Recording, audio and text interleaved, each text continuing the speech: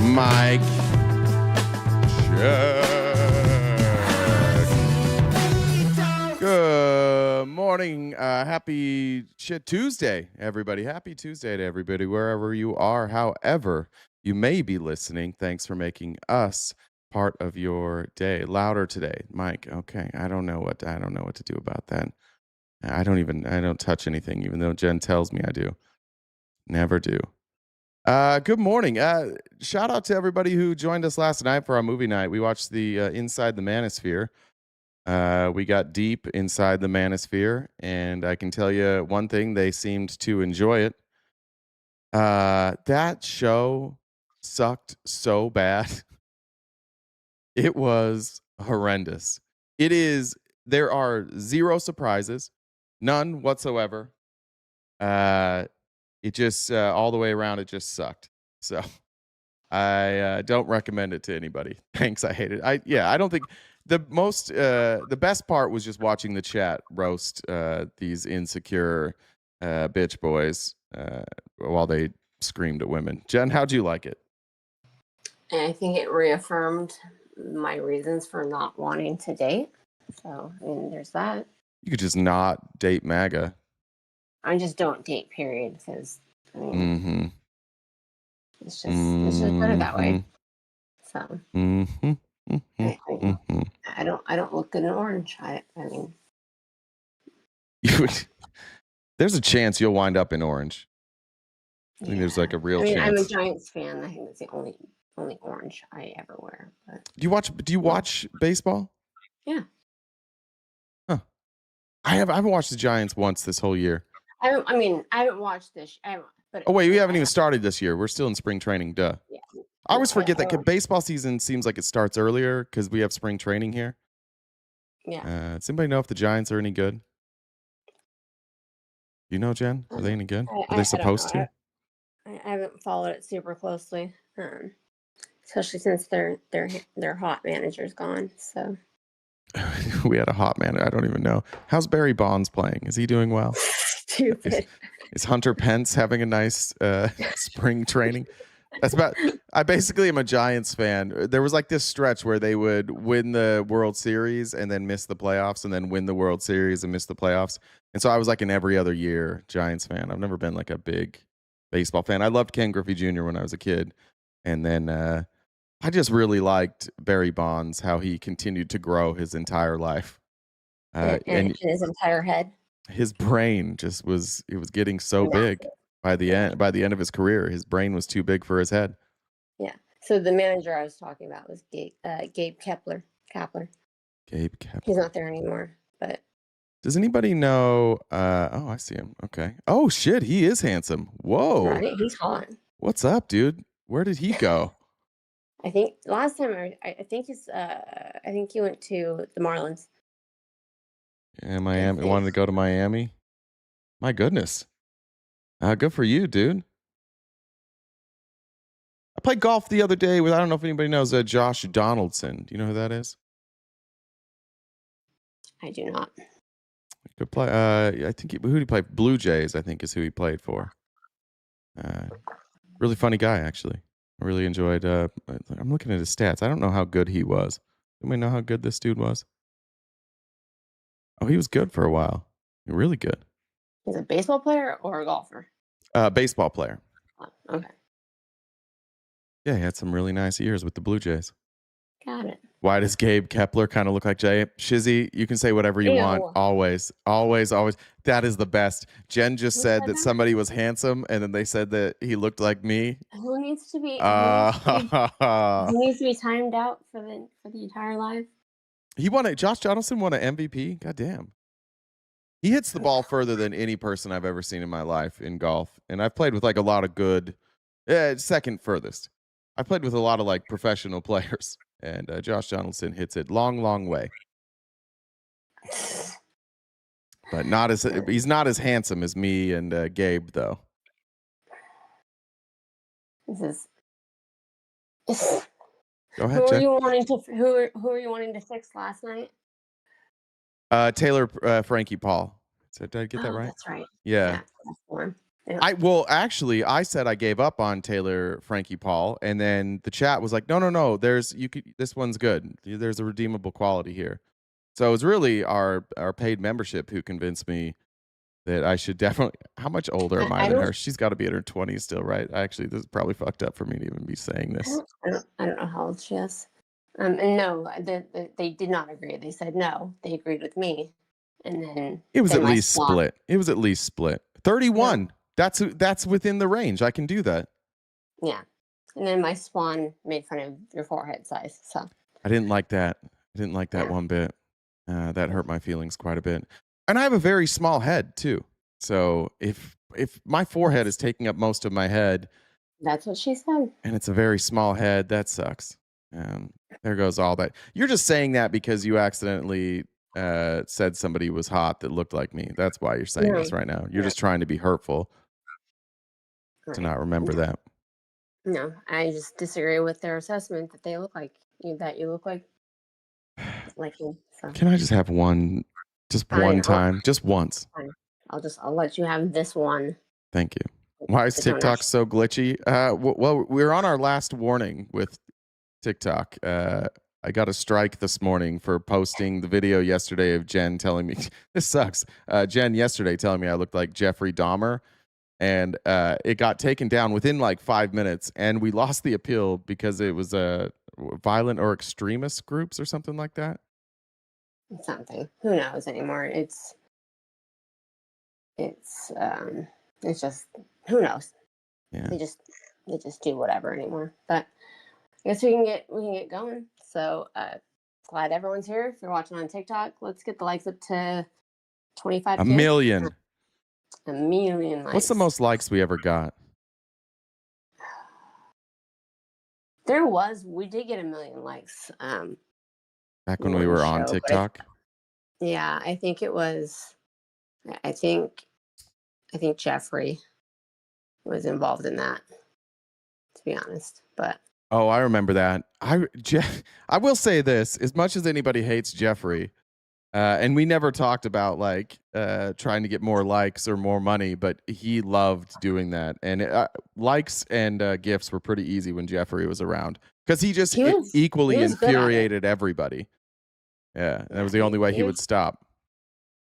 He was pretty solid about that. So I mean, you got to give him credit for that. He was very good at amping up the chat. So Nicholas, I appreciate you saying that you've never heard me ask anyone to say hit the like button. Jen knows this.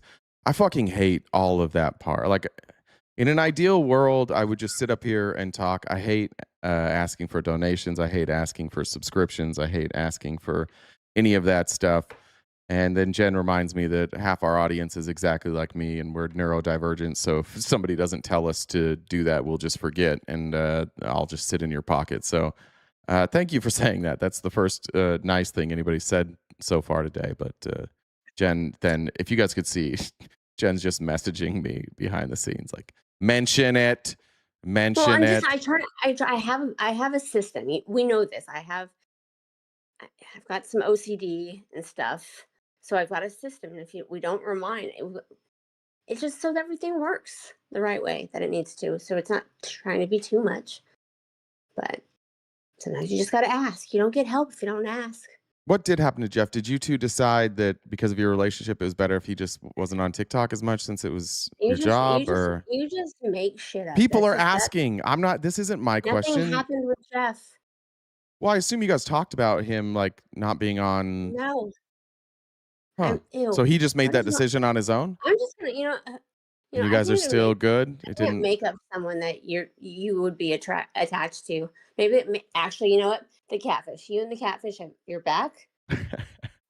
You guys are going stronger than ever. But I'm back to believing that the image that she shows on TikTok is actually the catfish image, and her real image were the doctored photos that everybody should have figured out. Yeah. I had to explain that story to somebody the other day. I got to tell you, if they don't know you very well, this was somebody that I've recently met, they don't think that story is as funny. I don't think they respected me very much after telling the story of how I got catfished.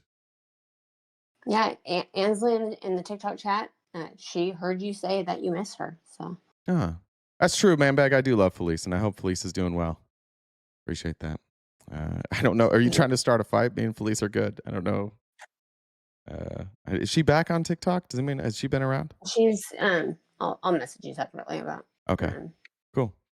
I think she's taking a little bit of a break right now. So, but yeah, so we want to get if we want to get going, like I said, if you're watching on TikTok, let's get up to 30K likes for that. So yeah, I'll do the reminding. That's my job for that. Send your daily heart media if you haven't already. You still have one. And if we had the members only event last night. We watched the Inside the Manosphere, which was so bad, sad, and just gross. I don't know if you got. I'm sure you didn't. But I don't want to say pity. It was just sad. Like all of those men that were like, they all made me sad. I was all very, very sad. I was just very sad the whole time about their life and how obvious it was that like they know what they're doing. They know it's a grift. They know they have to continue to like be an asshole. I think maybe just for me, like I do care probably too much if people think I'm an asshole or not. And so living that would be impossible for me to live that life. That would suck so bad to just like purposely and consistently say horrific things for clicks. It's awful. And then like your audience, every time they would meet one of their fans, it was just like those fans, like that one kid that was talking about how he was like homeless, but then after he had started their program, and then he's like, I can be a bitch or I can get out and I can grind. It's like, but grinding was making clips of those guys and putting it out. Because if you guys don't know the way that this works with like Andrew Tate and all these guys who get big in the manosphere, what they do is they create like these I don't even know if they're coaching programs, whatever they are.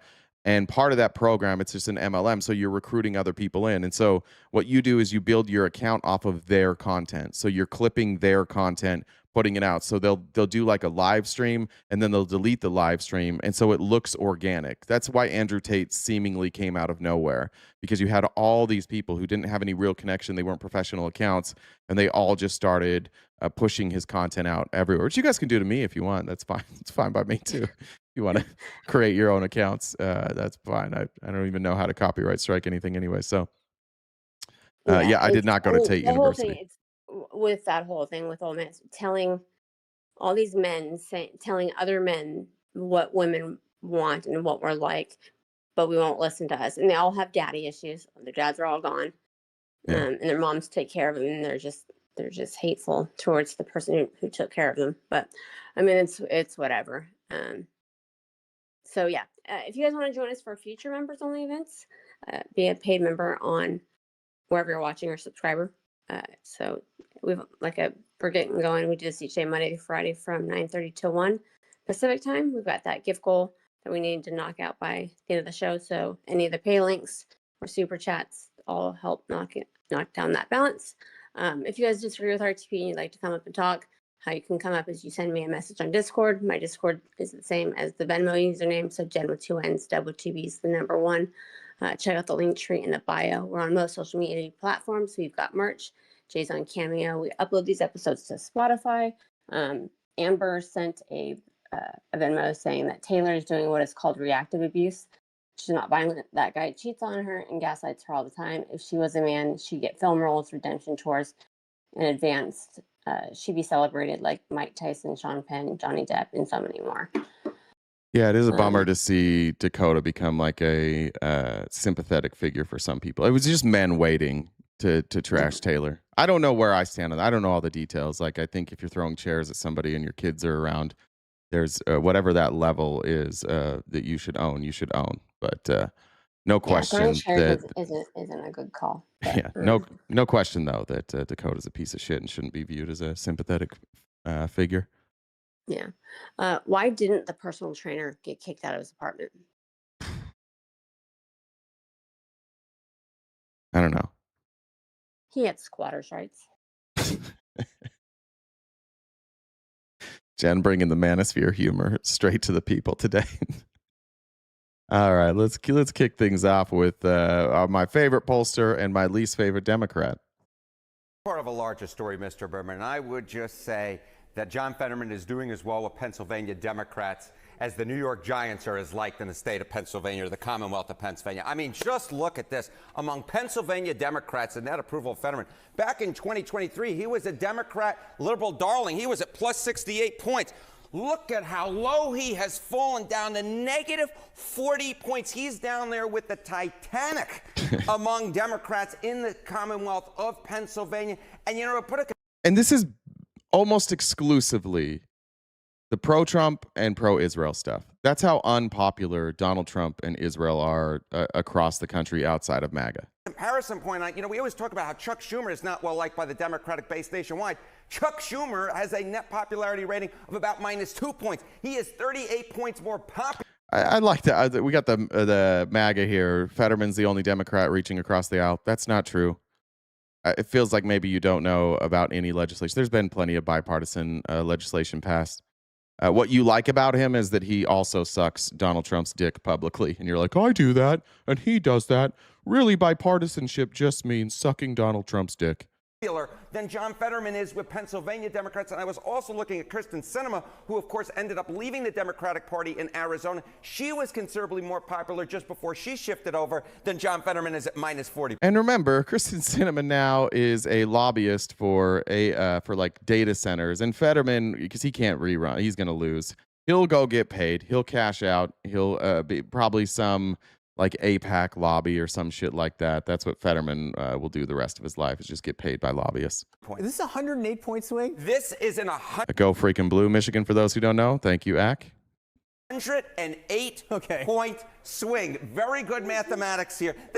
I mean, I was honestly thinking, is that even possible? All right, how does this compare to other? He faces a primary. If he wants to run again, you know, he faces an election in 2 years. If he runs in a Democratic primary. Fetterman polling at fuck you %. Right. How have senators who lost their primaries, how does their whole situation compare to this? I would just know John was like off on the screen going, what? Wait a minute. 108-point swing. You never see anything like that, but my goodness gracious.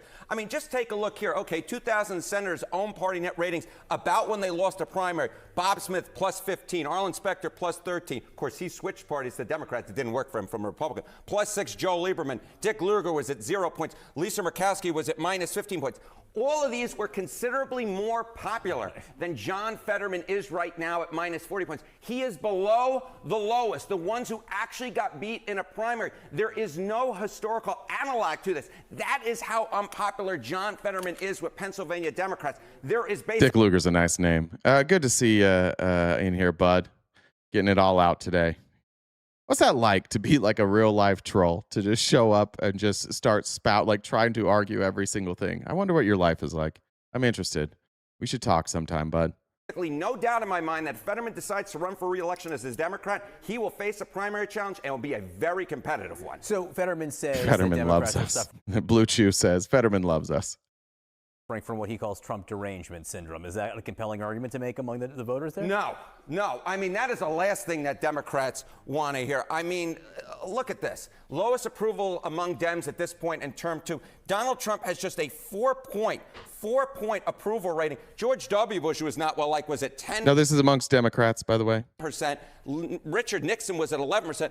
Donald Trump is the lowest of the low on this point. The bottom line is this. John Fetterman, when you look at his net popularity rating at -40 points, he's on a completely other planet from Chuck Schumer, who is also unpopular, and he's on a different galaxy entirely from other incumbents who actually lost re-election, far less popular than them. We set it up by talking about his vote to push Markwayne Mullin through committee. How likely do the prediction markets think Markwayne Mullin? Yeah, we're with you, bud. Democrats' congressional approval rating in December was 18%. Yeah, we agree with you.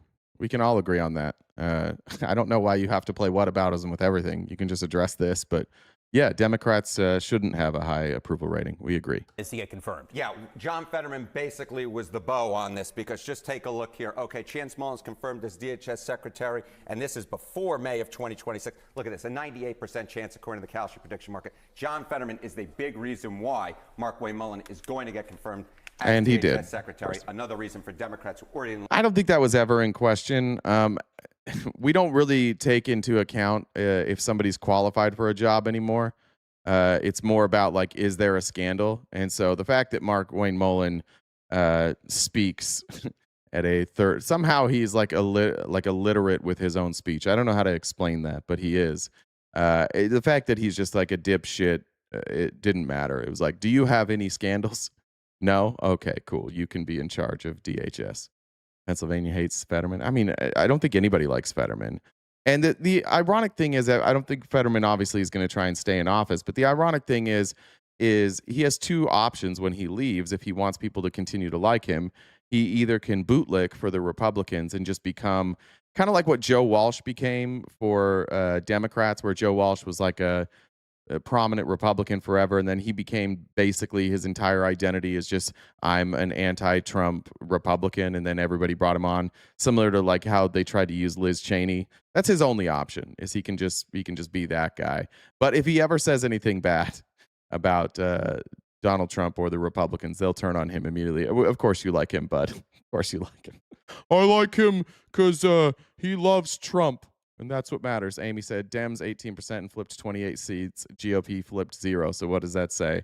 That's a good point. Approval rating doesn't necessarily mean that you lose elections, especially when you're going against Republicans. And Republicans keep running just absolute dumb fucks. Every last one of them that they run that Trump endorses, the most important thing for Trump to get his endorsement is that you just gargle him all day long, that you make your entire campaign about him, and then he'll endorse you.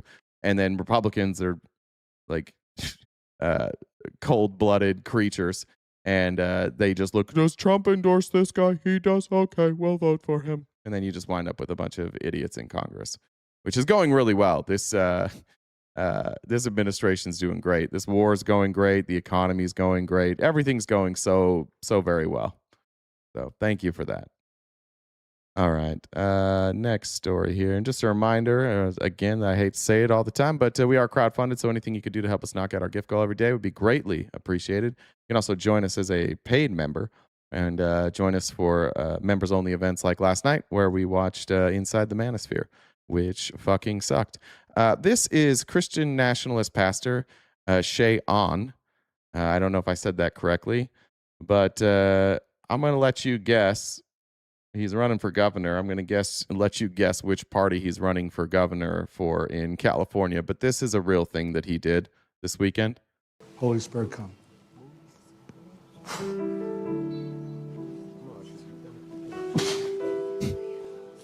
Holy Spirit, come. Holy Spirit, come. Holy Spirit, come. So stupid. Receive it. Holy Spirit, come. There it is. There it is. Take it. There it is. Holy Take Spirit, it. come. Take that, Holy Spirit. Come, Holy Spirit. Oh, yeah. Take it. Take it. Look. Holy Spirit, come. Come, Holy Spirit. Come for me. Yeah, take it. And as it is 3:22 today, I pray, Luke 3:22, Spirit of God, This is Hank Kuhneman. We've shown Hank Kuhneman before. He's a very pro-MAGA pastor. rest upon this man, rest upon his candidacy, and Lord, speak from the heavens your favor as you spoke and said to your son Yeshua in Luke 3:22 on this Was that lick? Lick? What was I just say there? day. Declare over this man, declare over his candidacy, declare over California. Yeah. Cool. So fucking cool. By the way, we do have some new Blue Chew ads. So for you Republicans who are here that are angry, just a reminder that if your dick works, you won't be quite as angry. And I forgot who made these, but I've added them to the soundboard. And here's a Blue Chew ad just for you. I'm tired of you making us look like whiny little bitches. I'm tired of it. I would like if people looked at America and said, hey, these people are skeptical of their government. We try and be like, hey, we're not just lining up to suck the dick. I've been stretching my mouth. I've been preparing for this. Was it Kash Patel? Put it in there. Pete Hegseth? Put it in there. Donald Trump? Put it in there. Blue Chew. Give me all the dicks. So, I don't know who did it, but there's a new Blue Chew ad. I'll launch the other one a little bit later today. You got, was it Bowsy? That was Bowsy? W. Bowsy. Really well done there. All right. This was actually pretty cool. Not everybody can be bought. And this is going to get some weird reactions. And I was reading through the comments, and it does get really mixed reactions. And we see a difference between ideology here. Ironically enough, the conservatives in this country claim that like everything's about Jesus. It's like God, country, and family until there's anything to do with money. And then it's always money. These are some farmers, a mother and her daughter in Mason County. And they told the AI companies, we don't know which one yet, to goeth and fucketh thyself. If it's my way, I'll stay and hold and feed a nation. 26 million doesn't mean anything. Some people might find it hard to understand how Delcia Bear can turn away a $26 million offer to buy some of her land until you spend a little time with her walking the dirt road she grew up on and in the house her daddy built. My grandfather and great-grandfather and a whole bunch of family has all lived here for years, paid taxes on it, fed a nation off of it, even raised wheat through the Depression and kept the bread lines up in the United States of America when people didn't have anything else. Delcia is one of dozens of landowners. Actually, Bud, the money I asked for doesn't say "In God We Trust" because it's transferred digitally. And so when people donate here, it is all transferred digitally. I never get a piece of money that says "In God We Trust." But I did check, and you can actually be an atheist and spend that money. Just because it says "In God We Trust" doesn't mean that we all trust in God or that it matters or that it makes any difference in how you spend your money. But that was a really good point, Bud. You're doing really, really well today. We're all very proud of you.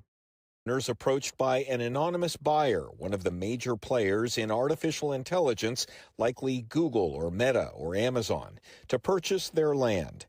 The market value for land in Mason County is about $6,000 an acre. The realtor that came to her door last April offered her and her mother about 10 times that. They call us old stupid farmers, but we're not. We know whenever our food is disappearing, our lands are disappearing, and we don't have any water. And poison, we know we've had it. Delcia's mom, Ida Huddleston, is now 82 years old.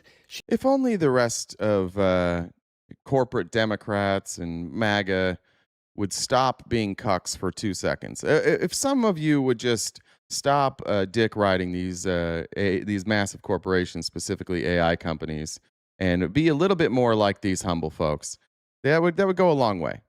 We don't need AI to take over our country and take all of our jobs. That's not going to go well. We don't need all the farmland being sucked up by AI data centers, all the water rights being sucked up by billionaires. That's bad. We don't want that. We want to have a real country. We want to have jobs. We want to have water. It is shocking to watch so many people cheerlead their own demise and be like, AI is the future. Okay. Bad for you. Some of these jobs don't need to be replaced by AI because what's it going to do? Just consolidate more wealth at the top, right? It's not going to make it better for you. She says she does not need the money or the hassle. She was born on this land and she plans to die here, and she certainly does not trust the promises made by the AI companies or the people who want them to build here. So what do you say to the people who are in town that say, hey, this is going to bring jobs, this is going to bring economic prosperity? I say they're a liar and the truth ain't in them, is what I say. It's a scam. For Delcia, scam or not, she says she's connected to her home like Scarlett O'Hara was in Gone with the Wind. As long as she was Good attached reference. to that land, her spirit never would die. And that's the exact same thing for me right here. As long as I'm on this land, as long as it's feeding me, as long as it's taking care of me, there's nothing that can destroy me if I've got this land. Beautiful. God, I love to see that. Shout out those two wonderful women in Mason County. All right. Here's exactly what we're talking about, though. This is Anthropic CEO. So just to back up. What's his name again? What is his name? It'll say his name. I forgot to write his name down here. What's his name? Anybody know off the top of your head? Here's what he says about people who are in college currently and what they have to look forward to. So just to back up a bit, I've been working on AI for 10 years, and probably the thing I've noticed most about it is Dario how fast Amade. it's making progress. Amodi. 2 years ago, it was at the level of a smart high school student. Now it's probably at the level of a smart college student and reaching beyond that. And on one hand, I think there's a number of very positive things that are going to happen. I used to be a biologist. I think AI has exactly the kind of skills that are needed to cure important diseases like cancer and Alzheimer's, to provide cheaper energy, many positive things. But exactly those same kind of skills, things like summarizing a document, brainstorming, putting together a financial report, makes me worry a lot that entry-level jobs in areas like finance, consulting, tech, many other areas like that, entry-level white-collar work, I worry that those things are going to be first augmented, but before long, replaced by AI systems. And then what's the plan? Keep asking this, but then what's the plan? What do we do with these people who don't have jobs? We may indeed, it's hard to predict the future, but we may indeed have a serious employment crisis on our hands as the pipeline for the early stage white collar work starts. Communism? Yeah, maybe. Yeah, that's fine. That's really the only solution, right? If AI is going to take everybody's job, or most people's jobs, then our only solution is to take the revenue generated from these AI companies and disperse it amongst the people, right? So you guys, is that the plan here, MAGA? We just walking us into socialism? Starts to contract and dry up. What's the timeline here? Yes, so it's very hard to predict these things given how fast, given how fast AI is making progress. But I would not be surprised if somewhere between 1 and 5 years, we started to see big effects here. I've heard a number of people talk about this in private. AI CEOs talk about this in private. CEOs of other companies talk about this in private. Yeah, farm laborers. Is it everybody's just going to be a laborer now? Just going to have 2 classes of people? Just going to have a whole serf class? We're all going to be serfs? And I really felt that the message that this is happening hasn't been getting out to ordinary people, hasn't been getting out to our legislators or Congress people either. And so I felt I needed to speak up on the record. I do think that this is something we can prevent this. But we. I saw that quite. I see this every time. Josh Markham said, "Good thing I work in petrochemicals and make $200K with no degree in Alabama." Cool. I don't know exactly what you do with petrochemicals, but there's a significant amount of jobs that probably that the company you work for can be taken over by AI.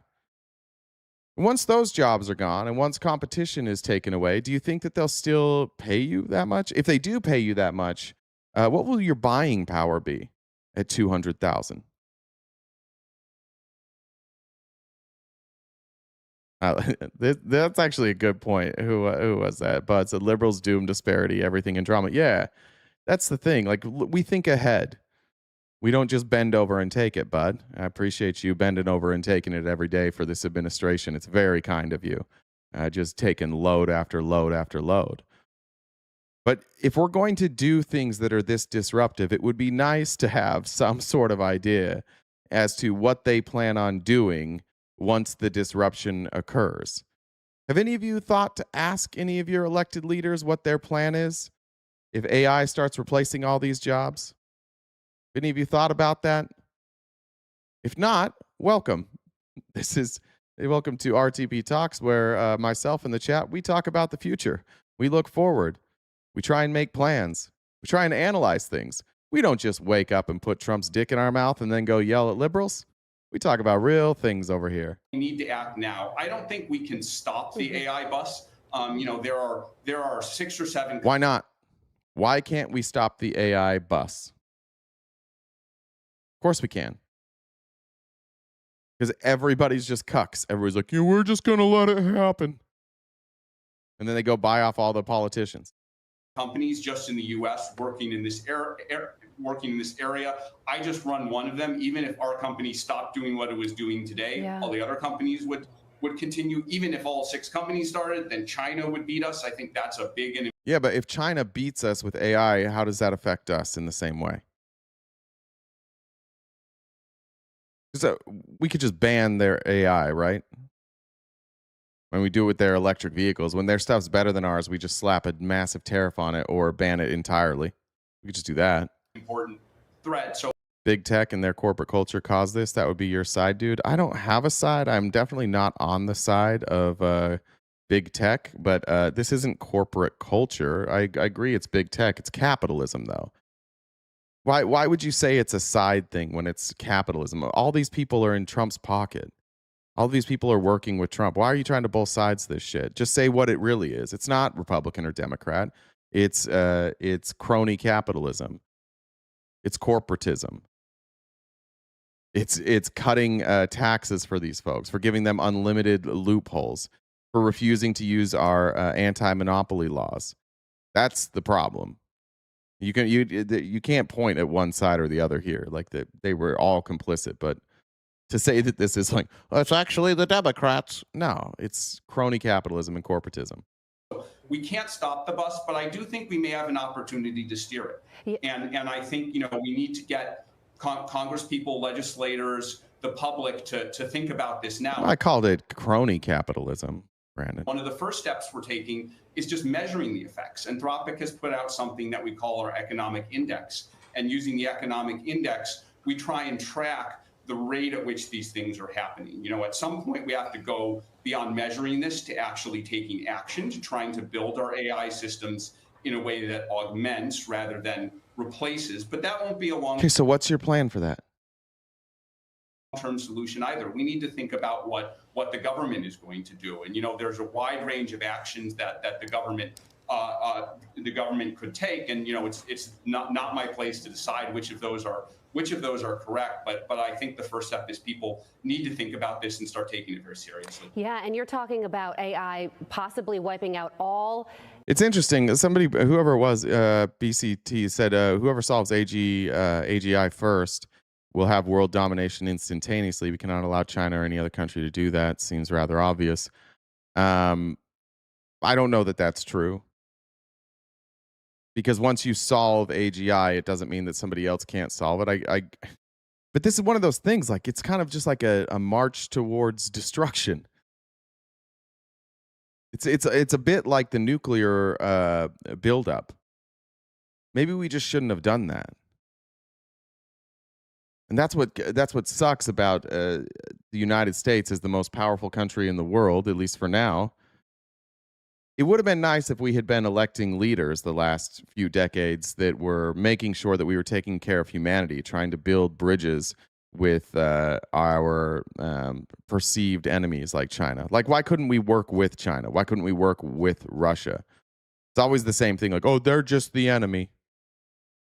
What is AGI? It's artificial general intelligence. So it's, I believe it's hypothetical at this point. I don't think anybody has solved, clearly somebody hasn't solved it.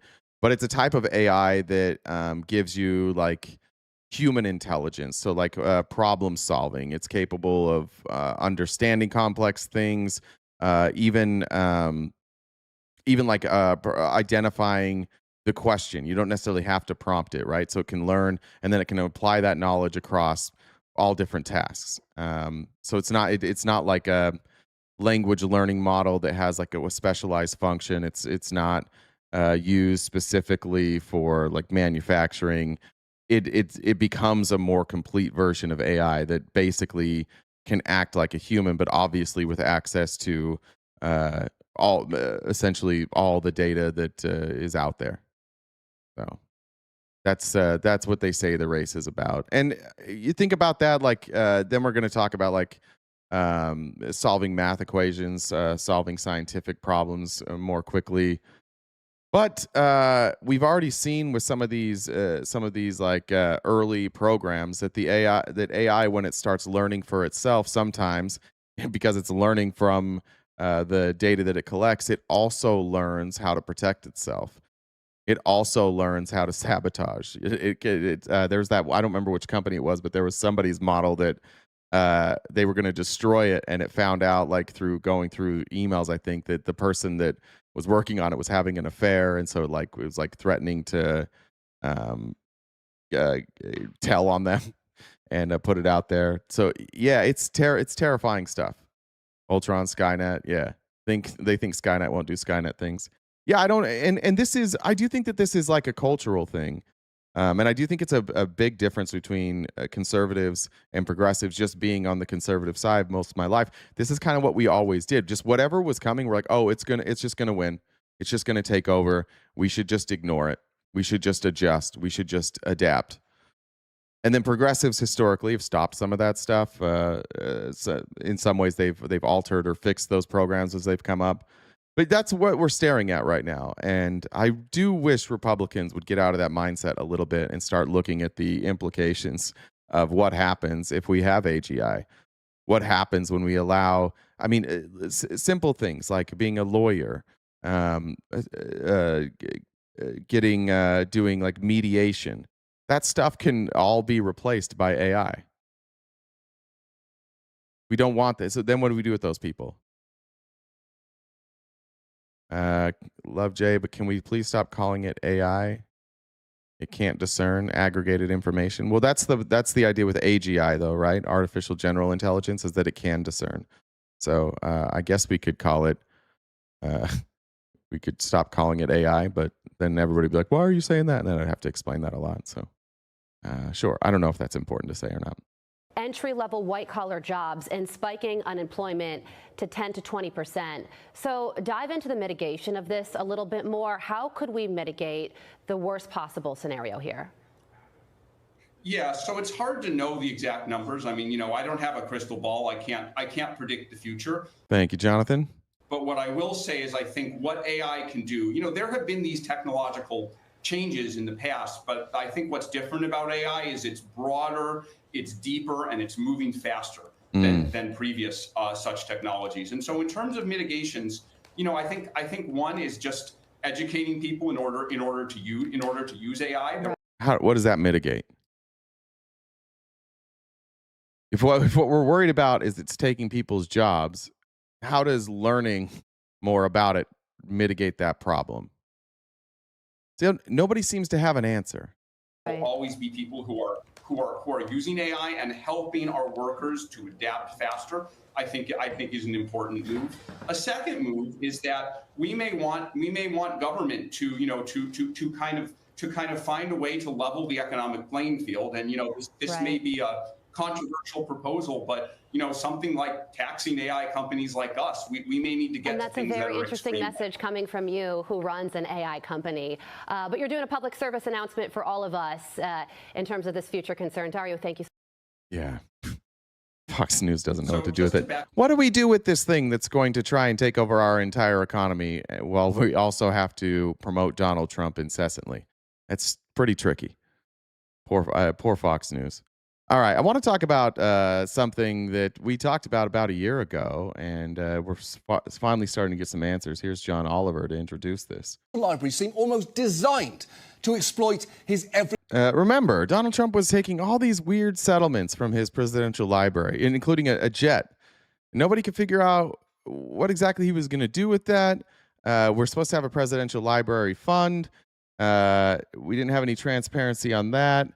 And then all of a sudden, the presidential library fund is up in the air. We're not sure where it is now. Here's Elizabeth Warren to explain in more detail about a year ago as well. Paramount and Meta could be paying off Donald Trump in plain sight. My new bill would stop that from happening. So let's talk about it. You might have heard of presidential libraries. Stay tuned here.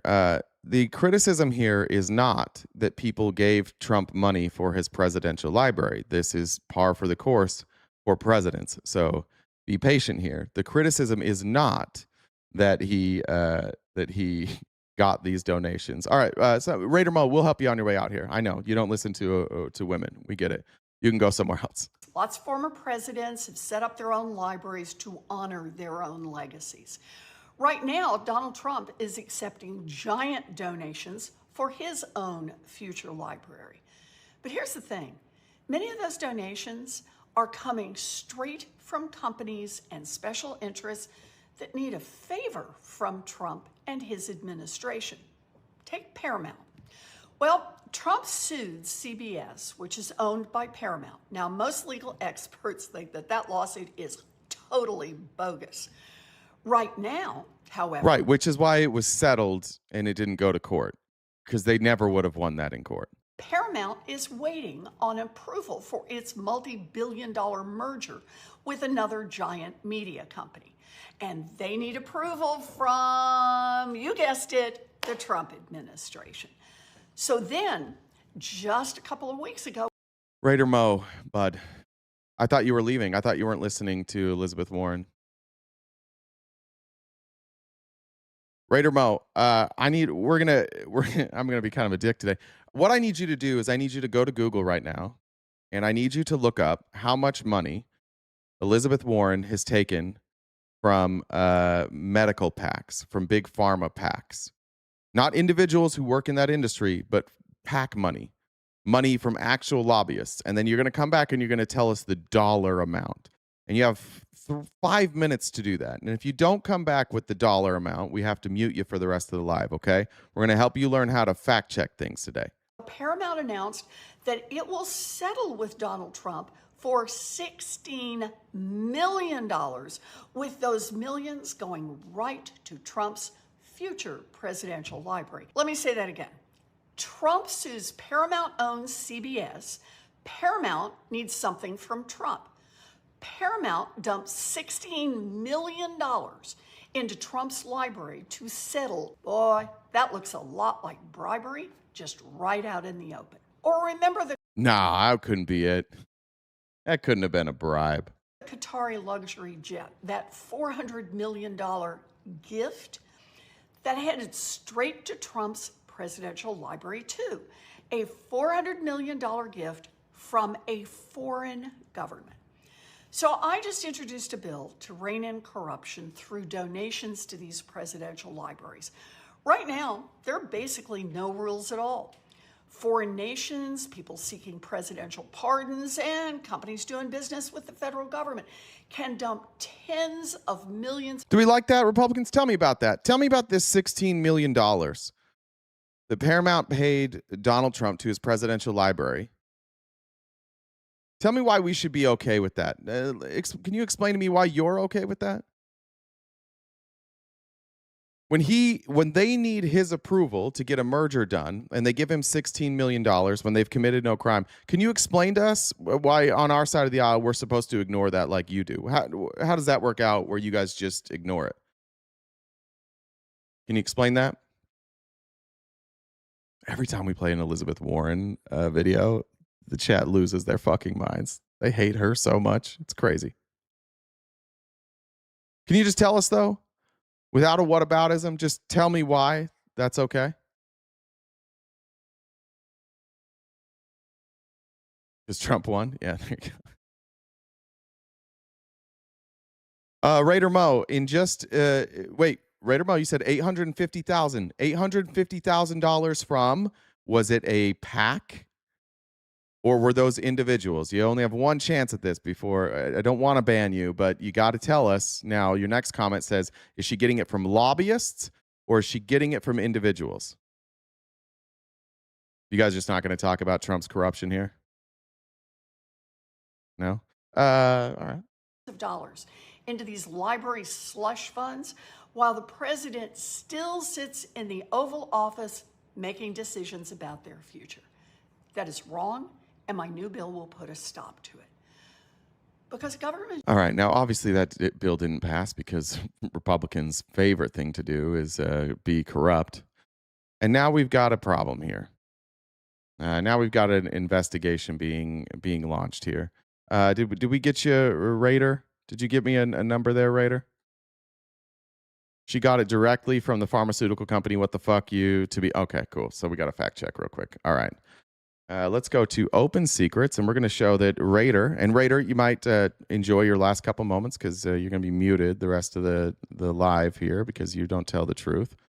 But we're going to do this real fast, and we're going to look at your 2022 numbers from Elizabeth Warren, and we're going to go to Open Secrets, and we're going to go to 2022. There we go. We're going to move this over here. And you said she got $850,000 from the pharmaceutical companies. Now, not there. Let me look at pharma money. I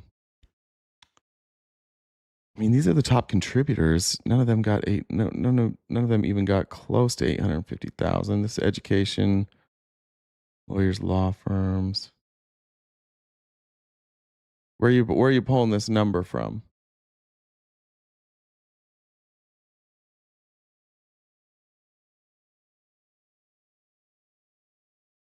Where'd you get that number from, bud?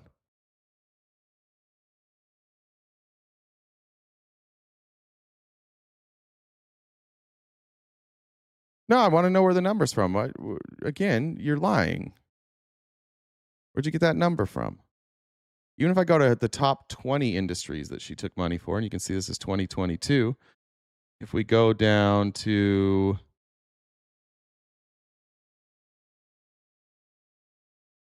pharmaceuticals, 156,000.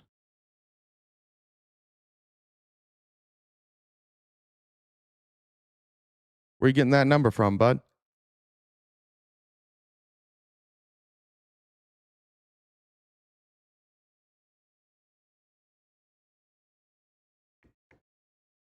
Do you have an answer for that? No, you guys just lie. She takes almost no PAC money. The only PAC money she ever takes is like Democrat PAC money, and it's a tiny amount. But she does get a lot of people who work in the pharmaceutical industry who donate individually to her. And these are very simple things that you could look up. But let's get back to this, though. Congressional Democrats are opening a probe into millions of dollars private companies pledged to President Donald Trump's planned presidential library, asking what happened to the money after the original fund disappeared. Warren, Blumenthal, Stansbury wrote to the leaders of ABC, Meta, Paramount, and X requesting information about the terms of their agreements and the status of the funds they pledged to hand over to the president's representatives. The letters were shared with the Washington Post. The four companies each committed millions of dollars to the project through legal settlements with Trump in the months after the 2024 election. But the Trump Presidential Library Fund, Inc., which was set to receive at least some of the settlement funding, was administratively dissolved in September by Florida officials after it did not submit a mandatory annual report. 3 months later, Jacob Roth, the lawyer who originally incorporated the fund, filed articles of dissolution. Now it's unclear where that money has gone. Where'd it go? Roth referred questions to his former firm, Dillon Law Group, which did not immediately respond to an email about why the fund was dissolved. Press contacts for ABC, Meta, Paramount, and X did not respond. A second nonprofit, the Donald J. Trump Presidential Library Foundation, was created last year and reported in December that it received $50 million in contributions, but is yet to confirm publicly that it took possession of the settlements. Federal rules do not require presidential library nonprofits to disclose their donors, and the organization did not respond to questions submitted through its website or to a press contact. James D. Kiley, the lawyer listed as a trustee of the foundation, also did not respond about the source of its funds. White House referred questions to Trump's library. Where's that money?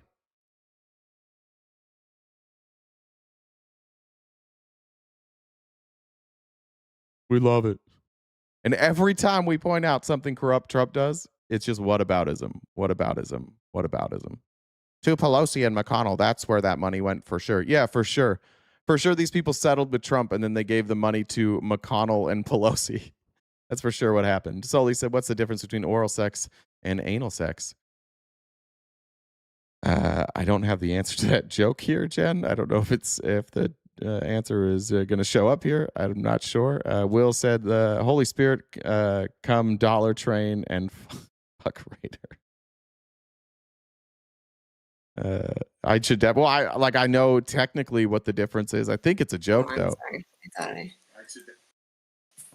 mean, technically, that's a different orifice. So the difference is oral makes your day, anal makes your whole week. Stupid.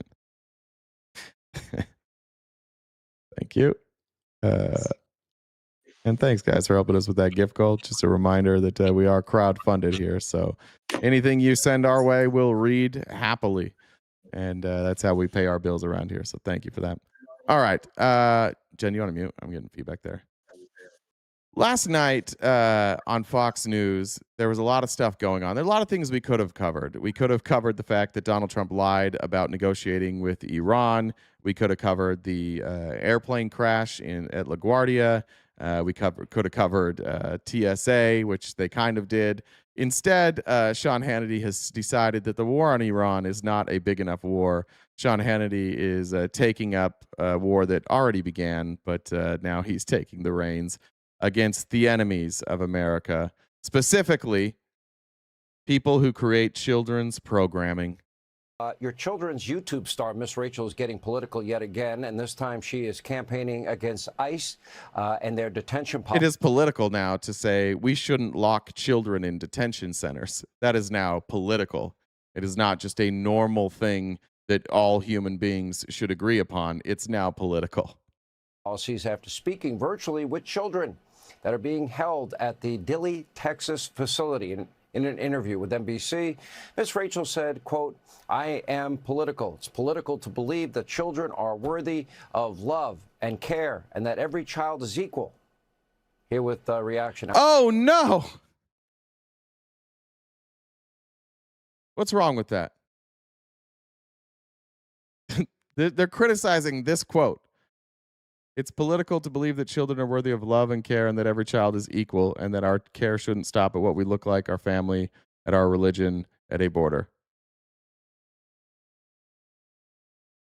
What the fuck? Like, this the side you guys are on now? Or on the side that it's evil to say that we shouldn't lock children in detention centers? All right. Here with reaction, outnumbered co-host Emily Compagno. I know this may sound controversial. If my kids were younger, I wouldn't let them watch Miss Rachel. If I want. Yeah. I need my kids to know that if you are a child and your parents bring you here and you don't have proper documentation, you will be locked in a concentration camp. Why would I ever let my children watch a program? By the way, she doesn't talk about any of this on her program. Why would I watch them or let them watch a program where the person who's hosting the program believes that children should not be in concentration camps? It hurts my Christian soul. Want them to get indoctrinated, I'll just send them to the local public school. Instead, you send them to a private Catholic school to avoid indoctrination. It's not a concentration camp. The kids aren't working. That you're thinking of a labor camp, bud. Concentration camp does not have to be labor. First of all, as always, I love the irony here where she live streams essentially classified and private information behind her. These influencers, these entertainers always barge into spaces where not. This is an organization in Fox News that when they go to court, they argue that they are not news, but they are entertainers. And they love accusing everybody else of being bought and paid for when they are entirely bought and paid for by big industry like oil, the Koch brothers. And their defense in court is, we're not news, we're entertainment. Only are they unwelcome, but where they don't belong. And she's pushing moral narratives without any type of policy context whatsoever. So she comes out and she says, I see all children as precious and equal. Oh, no. Indeed, as she should. Oh. Well, what's her stance on abortion? And what was her stance under the... Why does it matter what her stance is on abortion if you agree with her? What the fuck is this segment about? If you agree with her, then why the fuck are you having this segment? Why did you just bring up abortion? I cannot agree with anybody that I agree with if they don't agree with me on abortion. This is why we get made fun of as a country. We deserve it. What the fuck is this argument? Prior 4 years of the Biden administration, when millions of unaccompanied minors were charged across the border, subsumed within the horrific bureaucracy, and then released to unidentified or unvetted sponsors throughout. Well, again, I don't know why you're bringing up other shit because you seem to agree with her. So what are we doing here? But secondly, like, that number's made up. And her problem is she doesn't want kids being in concentration camps. This is why American politics is so very fucking broken. Even when they agree with Miss Rachel, they have to be like, she doesn't agree with us on everything. And I think that that's not just, I don't think that's a right or left issue all the time. I think that happens with a lot of people who play this team sport. But Jesus Christ, this is dumb. The country, 85,000 of which missed their court dates and are still missing. I am grateful that she sees children as precious, but I am not grateful that she inserts herself into something that she clearly doesn't understand while ignoring the push factors and the reason and the responsibility behind those children. Yeah. I like the criticism. The Dems I used to be a Dem, but then you kicked me out when you asked me to care about children. Who was that? You tell me, what was it? Josh Brooks. You said, I used to vote blue, but then you guys kicked me out of the club for daring to have my own thoughts about anything. Give me an example, Josh, of something we kicked you out of the club for. I'm not a Democrat, but I see what you're saying. Like, I'm on the left, so I see what you're saying. I agree that does happen from time to time. Can you tell us what it was that got you kicked out? Your own thoughts on this thing? It's definitely not going to be something that all conservatives believe. It's going to be his own thought. Nah. No, I don't want to talk about it anymore. I just wanted to cry. I wanted to cry about some things, but I didn't want to get specific. All right, Josh. Well, I tried to engage you. All right. Go here. Let's talk about this crash at LaGuardia. This was fucking crazy. The latest. Did you guys see this? On the terrifying deadly collision of a... You never heard Democrats say they will lower the debt? Well, you haven't listened. They have said that, and like all politicians, they wind up not lowering the debt. So, but they have talked about it historically. Tanya said, thanks for a great show. Have a wonderful day. Thank you, Tanya. Passenger jet and a fire truck at LaGuardia Airport here in New York City. The NTSB investigation is now underway, and we're learning new details about the moments before the crash and the lives lost in this horrific accident. Tonight, new video posted on X showing the terrifying moment an Air Canada flight slams into a fire truck at New York's LaGuardia Airport. A passenger recording just moments after escaping the plane, others still filing out as the nose of the plane tips up. An Air Canada Express flight from Montreal colliding with a fire truck on the runway. Stop, truck one. Stop.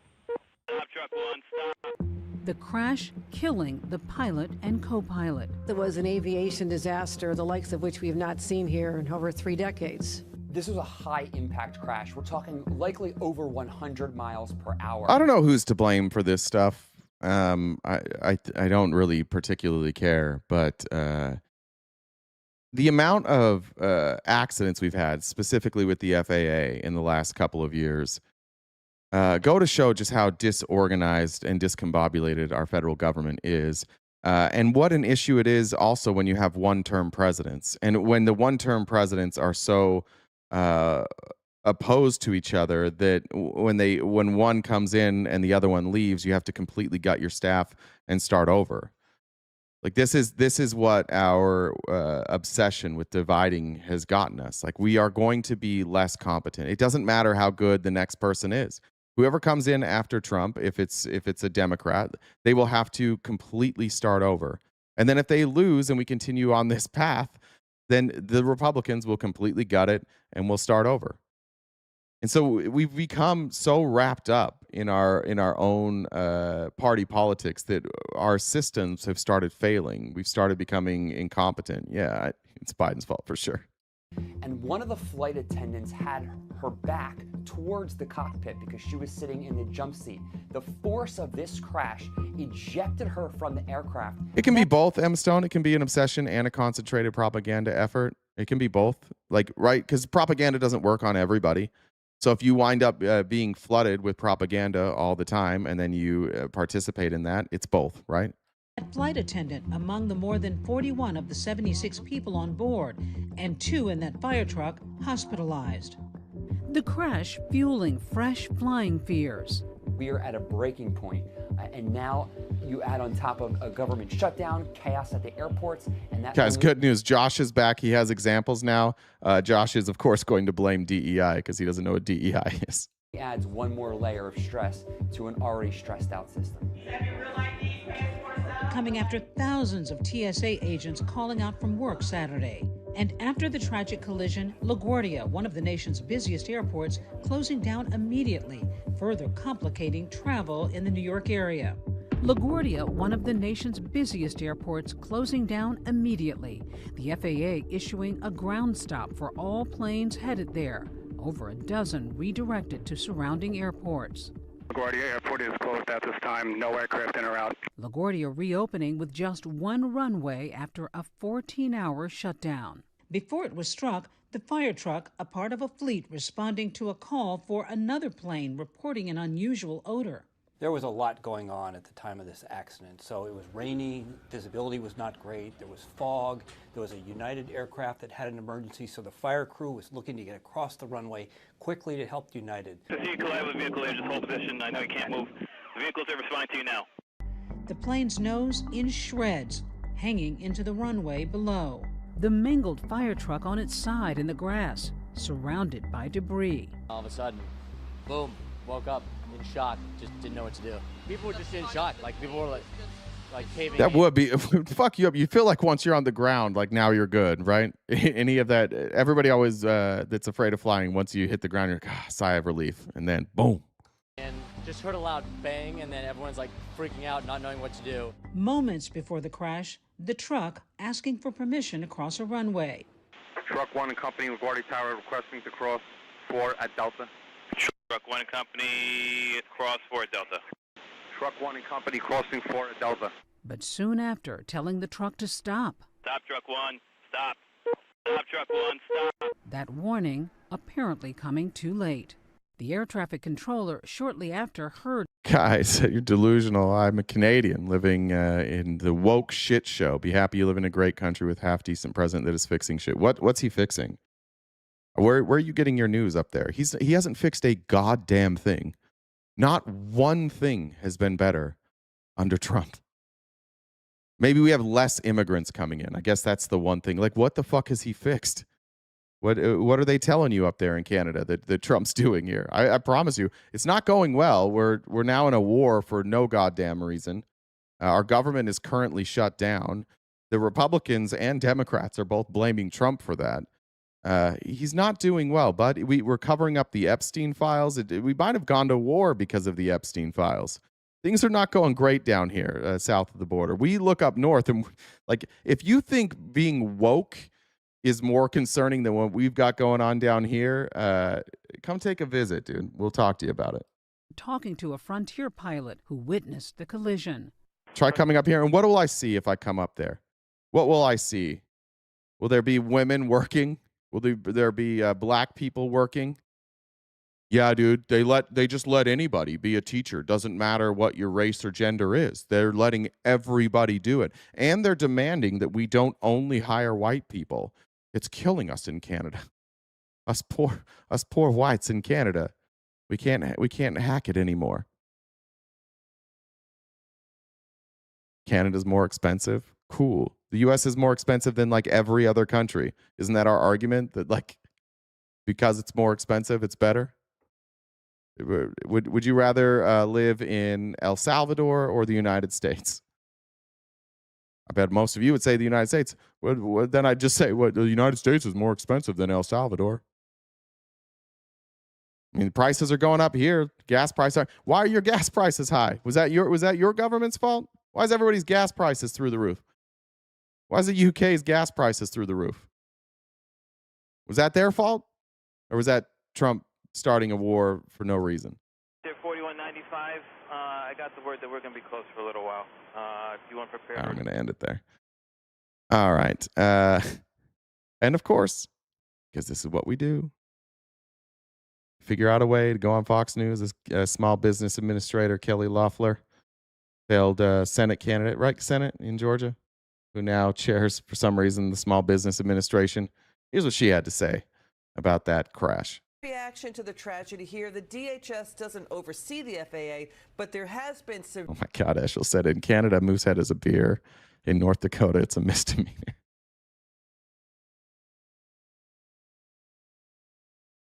Reaction to the tragedy here. The DHS doesn't oversee the FAA, but there has been severe operational stress on the U.S. airport system from the Democrats' DHS shutdown. Can you talk about that? Notice how we're calling it the Democrats' DHS shutdown, which is the dumbest fucking thing you do. If you are calling this shutdown a Republican or Democrat shutdown, it's stupid. It is a shutdown because we can't agree on something. And what Democrats and Republicans seem to agree on is that the only thing holding it up now is Trump. And I'll get to those videos here in a minute, but like now that's what they're all saying is that we've actually done our job. In Congress, you never get everything that you want. You always have to negotiate. We've negotiated a deal, but we can't have it because Trump said no. Yeah, that's right, Liz. Look, my heart goes out to the families of pilots impacted and killed and the tragedy that exists. And I applaud Secretary Duffy and the administration working so hard. But you're exactly right. The Democrats, again, are exacting tremendous pressure on a system that at the time when you least need it, when national security, when airport safety is involved. It's just so silly. Like, tell the truth. Why can't any of these motherfuckers just tell the truth? Why do we not have TSA agents? Because Democrats don't want to fund ICE. Democrats are willing to fund TSA agents. They put forward multiple proposals. Why can't, if this is a news organization, why don't you demand that people tell the truth? The sticking point, the reason that TSA doesn't have money is because the Republicans are unwilling to fund TSA if we don't also fund ICE. And I just got to say, like, that's silly. ICE is wildly unpopular here. TSA is not. Why don't we fund the groups that nobody's worried about, and then we can argue about the groups where there's contention? Why are we holding people hostage to make sure we can get ICE back out there, masked and in the streets? Democrats want to defund DHS at the expense of the American people, of the safety of the American That's not true. None of their bills include defunding DHS. people. We see it playing out across this country. And in fact, this is about open borders. It's the same thing that they did last year.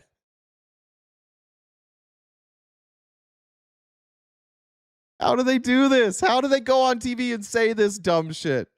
How's it possible? I do this show every day. If I said dumb shit like that, that was just not even close to tethered to reality. Why do they always have to say that? Is it because their viewers are too stupid to get into the nuance of this? Like they can't actually talk about the bill? Why do they always have to say open borders? Nobody's ever been in favor of open borders except for like the libertarians and then some people on the far left. I don't know a single politician who's advocated for open borders. And I give this challenge to Republicans all the time. Can you name somebody who advocated for open borders? Like just name a single politician who advocated for open borders. I don't know of one. Year with a 43-day shutdown, we're now 38 days in. And what you have is Democrats demanding essentially open borders. Last time it was free health care for illegal aliens, and that's on the heels of... That's a lie, too. Both of these are lies. Why can't they ever tell you the truth about what Democrats oppose? There's a disagreement here. Why do they have to lie about it, though? Can you get rid of the person that keeps spamming Trump as a Jew? We don't do anti-Semitism here, okay? You can criticize Israel all you want. You can criticize Zionists all you want, but... we're not going to do that. We don't judge people based on their religion or their ethnicity. The murder of Sherry, a college student in Chicago, and so we see that by an illegal alien. So Democrats are fighting for America last, and this administration... Biden's vice did. You think that Kamala Harris advocated for open borders? Go ahead, quote it. Just write the quote. What did she say about open borders? The administration is going to keep fighting for the safety and security of America. So... All right. So cool. It can't just be like, hey... By the way, it didn't have anything to do with TSA. They were asked about the crash. The crash has nothing to do with TSA. That would be the FAA. It has nothing to do with open borders. I don't know how people turn on Fox News and watch that shit every single day. Norma said, since I haven't gotten given in a couple weeks, and for some reason Jen's comments are making me feel more guilty than usual. Thanks for all you do. Jen said, W me, I guess. Yeah, Jen is much better at that. But good time to remind you guys, we are entirely crowdfunded here. The daily gift goal is what we need to keep the lights on for both Jen and myself, and then try and grow this channel.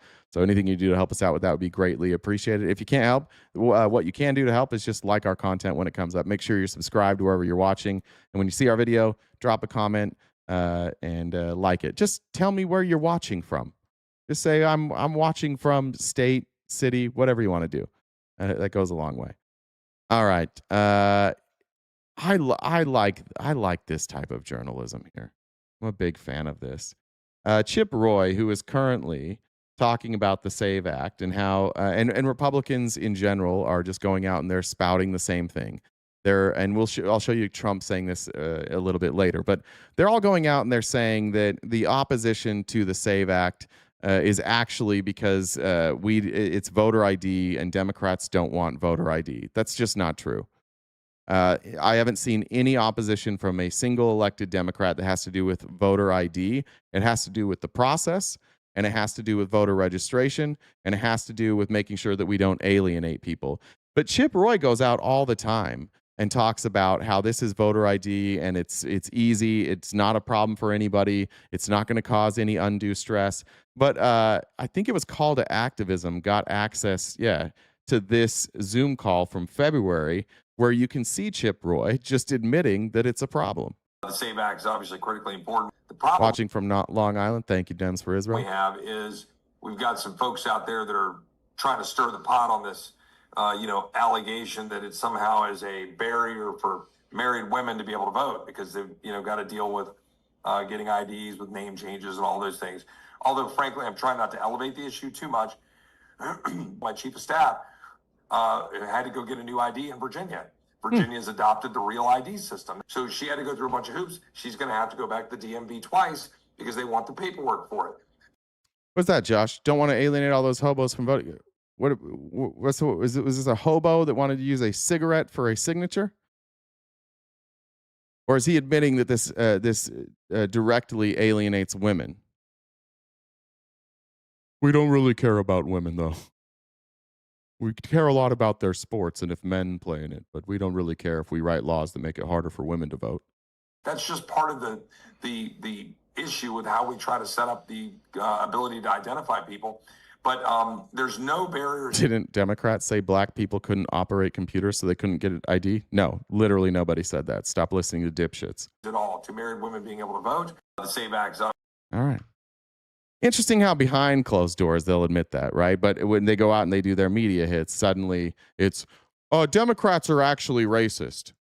They think that black people are too stupid to get an ID, which nobody has ever said. All anybody has said is that communities of color generally, just like statistically, have less access to birth documents. A lot of that is because some of these communities, a lot of them are first generation. A lot of them, their parents grew up in a time when they didn't have access to their records. Sometimes it's poorer communities are more transient, moving from apartment to apartment. You lose that stuff. It has nothing to do with nobody's smart enough. It's just that statistically speaking, it's more difficult. And by the way, statistically speaking, red states are going to have a harder time registering to vote because they don't have the documentation necessary to vote, specifically passports. That's going to hurt red states more than anybody else. I don't know why you guys are going along with this. This doesn't benefit you at all. I think this is another one of those things like redistricting that you all jumped on board with. Hell yeah, dude, let's redistrict, and then it's fucking you. And now not only are the places you're redistricting not coming out for Republicans, blue states then redistrict, and those are working out. This is a plan that is going to backfire on you. If I were you, I'd stop supporting it. You don't need to do this thing where just every time Trump opens his mouth and says something, you're like, it must be right. Statistically, this is going to be worse for you. This is going to suppress your own voters. It's another just a miscalculation by the Trump administration. It's all gut with these guys. And I think it's all gut with most of you too, which is why you don't know that this is going to hurt you, just like redistricting hurt you. All right, let's go here. Here's what I was talking about, though. This is John Kennedy, old foghorn leghorn. They seem, senators, Republican and Democrat senators, seem to have negotiated a deal together. And here's John Kennedy telling you why that's not going through. Thanks, Pink, for joining the Dollar Train. Shane said, reminded MAGA that Kamala's efforts in the South American triangle lead to a noticeable decrease in migration. The same efforts can be correlated to the continued decline in migration. I think you're talking about, it's a Northern Triangle, is that what it's called? Senator Cruz and I came up with a plan. We said, look, it's a two-step process. The Democrats have offered to open up everything but ICE. Ted and I said, okay, let's accept their offer. And then at the same time, we would offer a bill for reconciliation where we don't need any Democratic votes to do whatever we wanted to do with ICE. So we're clear on that. They need 60 votes for this to pass. Democrats have said, no fucking chance. We're not going to fund ICE. So Republicans said, fine, we'll cut ICE out of this. We'll fund everything that we need, and then we'll go through budget reconciliation, which can pass by simple majority, and we'll get the ICE funding done. So there's a real solution here to get the ICE funding done. Why on earth? Before we play the rest of this, can you explain to me, the MAGA that's in the chat, can you explain to me then, if there's a way to get all this funding done, why we're not passing this bill?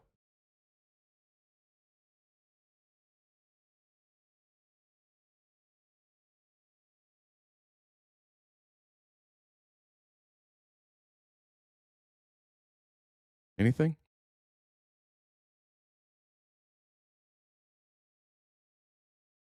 Josh, you haven't proved a point yet. You just run away when people ask you questions.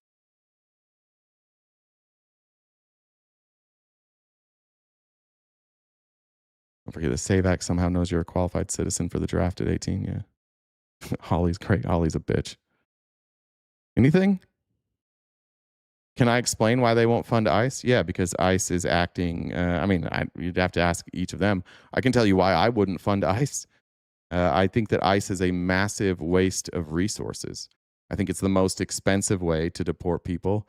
I think that they consistently overstep the law. I think that they violate the rights of Americans. I think that they make cities less cohesive. I think that they make cities less safe.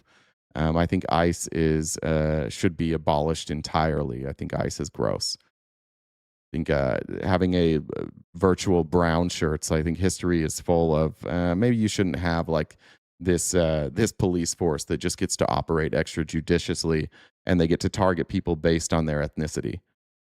I'm not a fan of that. I know that some of you are, but that's why I would abolish ICE. But can any of you explain what's going on here? Why Republicans can't pass this? Why Trump's telling them not to pass it? And that way we're out of the shutdown and DHS is back open. We submitted that, Senator Cthulhu submitted that to President Trump, as is his right. He said no. No deals with the Democrats. Sounds like Democrats, Republicans are willing to cut a deal, and Trump is the one saying, no, we don't do deals with the Democrats. And this is a Republican telling you this. Are we all lying? Red state shotgun sibling marriage lack documents. Act says, in my opinion, it's not only about voter ID, more about having access to all the state's voter rolls. I don't know. Maybe. You wish you understood my views? What's hard to understand about my views right now?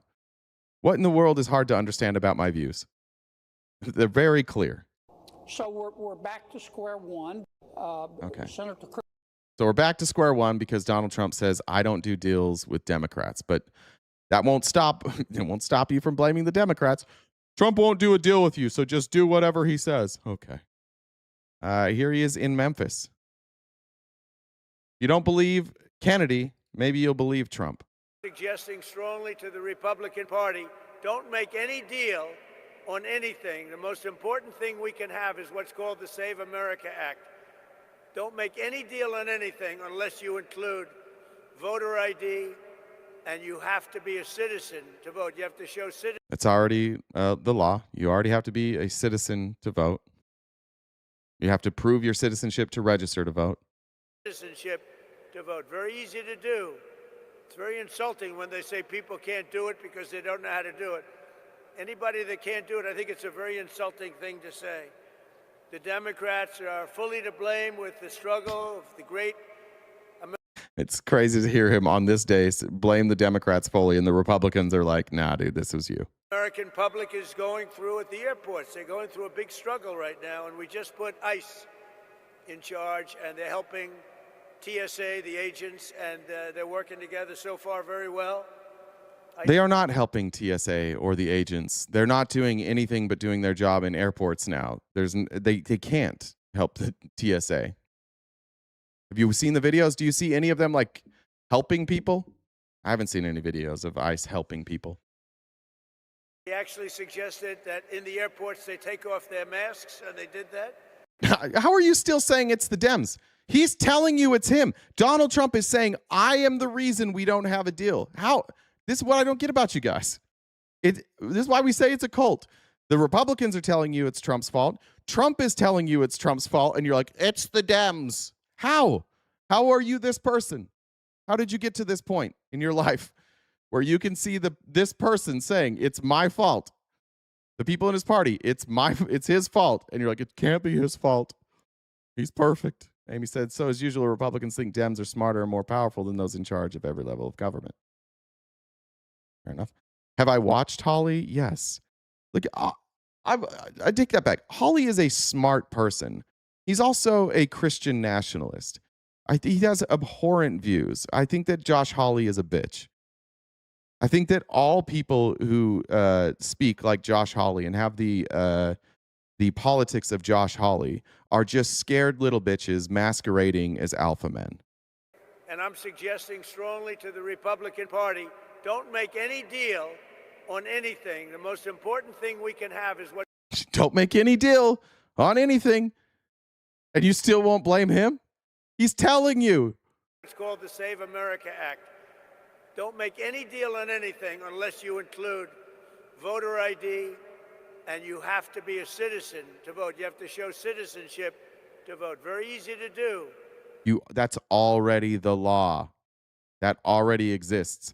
They should put in the SAVE Act that you can't murder also. Let's do that. Let's put in a whole bunch of laws that already exist and then hold up funding over it. It's very insulting when they say people can't do it because they don't know how to do it. Nobody Anybody says that that. can't do it, I think it's a very insulting thing to say. The Democrats are fully to blame with the struggle Thanks, the Damien. great American public is going through at the airports. They're going through a big struggle right now. He gets done saying, I said we can't cut a deal with them, and then he blames them. If you go into a negotiation with somebody and you say, we are not going to negotiate with you, how on God's green earth can you then turn around and say, it's your fault?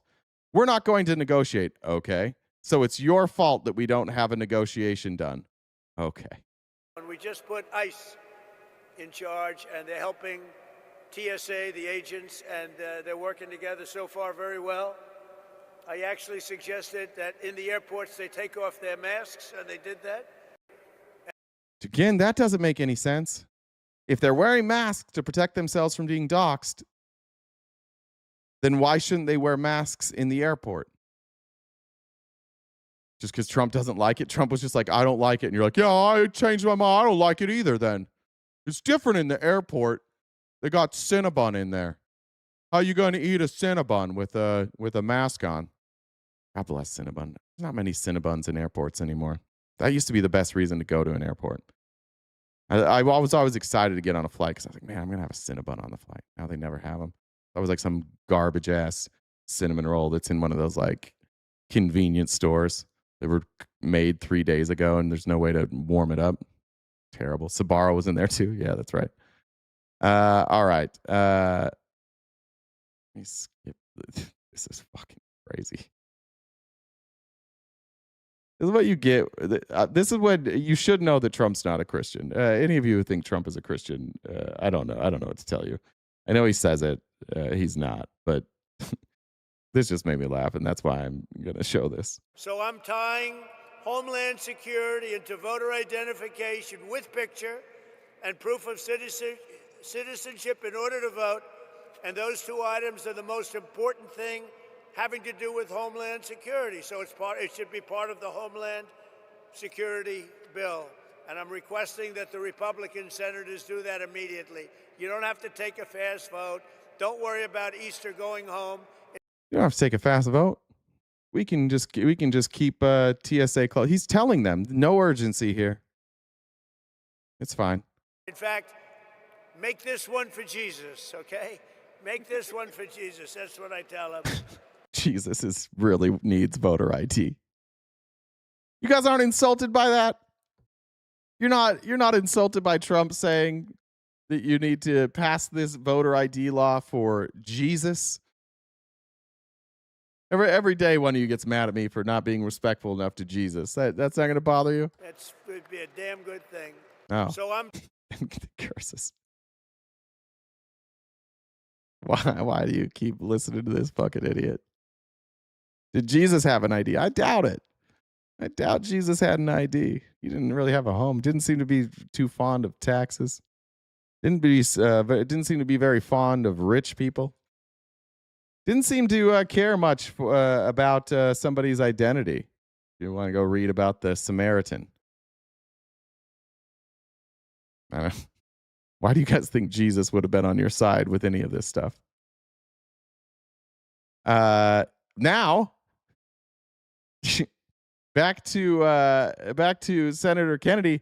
Looks like the taco truck has backed up and it was full of Trump, because now this is what Kennedy's saying this morning. And President Trump, as is his right, rejected. Don't talk. Why can't I talk about Jesus, but Trump can say you need to pass this voter ID bill for Jesus? Could you explain to me what the difference is there? I can't talk about the fact that Jesus taught openly that it was difficult to get into heaven as a rich man.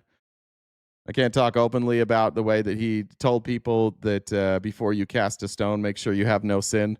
That is offensive to you. Me quoting Jesus directly is offensive, but Donald Trump invoking him to pass a voter ID bill, not offensive. None of you.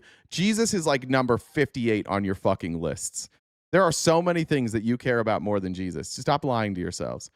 Pattern File says, I refuse, keep getting charged $45. Oh, let's see. Wait, good time to ask if you all have real ID. I refuse, keep getting charged $45. I don't, because I have a passport, so I don't really need a real ID. I don't know, but I don't get charged for it. In Arizona, too, our IDs are good for 50 years. So my current ID doesn't expire for like another 40-something years. Good time to ask, though. All right, here's what's Kennedy saying today. And President Trump, as is his right, rejected the idea. But I understand he has, Senator Thune told me last night, he has reconsidered. And now he would have also been asking for, I don't know, weeks since God was a child. I've been saying that we ought to try to. Since God was a child. Is that okay? Can he do that? Can he reference God that way? To do the SAVE Act through reconciliation, because we're never going to get any Democrats to vote for it. And I understand that the president has embraced that idea as well. So I haven't heard the president say it. I haven't seen him tweet it. I trust Senator Thune. We're going to start talking about it at lunch. The budget resolution for ICE should go through fairly easily. The SAVE Act is a little closer question. And we got a lot of lawyers in the United States Senate. His own party doesn't want to pass the SAVE Act because they know it's going to hurt them. And they have to weigh this all the time with trying to acquiesce to Trump. Is it going to hurt me more to go against Trump or hurt me more to go against my constituents? And they're constantly having to balance that. Some are for my idea, some are against my idea. They're all smart lawyers, but they're all astonishingly self-assured. And all of us who are lawyers in the Senate think we're Oliver Wendell Scalia, you know. What I think we ought to do. All right, cut there. His references are getting a little dated there. All right, so now apparently Trump, after saying I'm not going to consider it now, he's considering it. So we'll see what happens. Moving on, though, we had a hearing in the Senate chaired by Ted Cruz, and all the things that are super important that we could be talking about. Ted Cruz and his little cuckle fucks in the Senate decided that we're going to relitigate the 2020 election for the 450,000th fucking time. And Dick Durbin took some shots at Ted Cruz, which I enjoyed. So you're going to watch them. The American people face real challenges from citizens being summarily executed for exercising their First Amendment rights, and to the skyrocketing price of the cost of living under this administration. This hearing will not help a single person other than Donald Trump. And how in the world would a hearing about the 2020 election benefit anybody? It is in the Senate. They can't charge anybody with a crime. This is literally just an ode to Donald Trump. Hey, Donald, we're talking about it over here. Don't worry, dude. We got your back over here in the Senate. We're doing all the things that you want us to do. Will you love us now? Republican majority should do better for their constituents. A senator from Texas should know a dead horse when he sees one. This hearing is an attempt to throttle a dead horse to a gallop. There aren't enough giddy-ups in the world to accomplish that goal. I yield. I just like that. Pathetic. What the fuck are Senate Republicans doing? Here's Sheldon Whitehouse now pointing out just how pathetic this is. This now over to the Subcommittee on Federal Courts Oversight and Federal Rights as we are talking about the 2020 election for some reason, being outraged about Jack Smith, really anything except for the crimes that Donald Trump and people in his administration or his campaign committed. We don't want to talk about that. We just want to keep demonizing anybody who investigated them. Hearing should be about.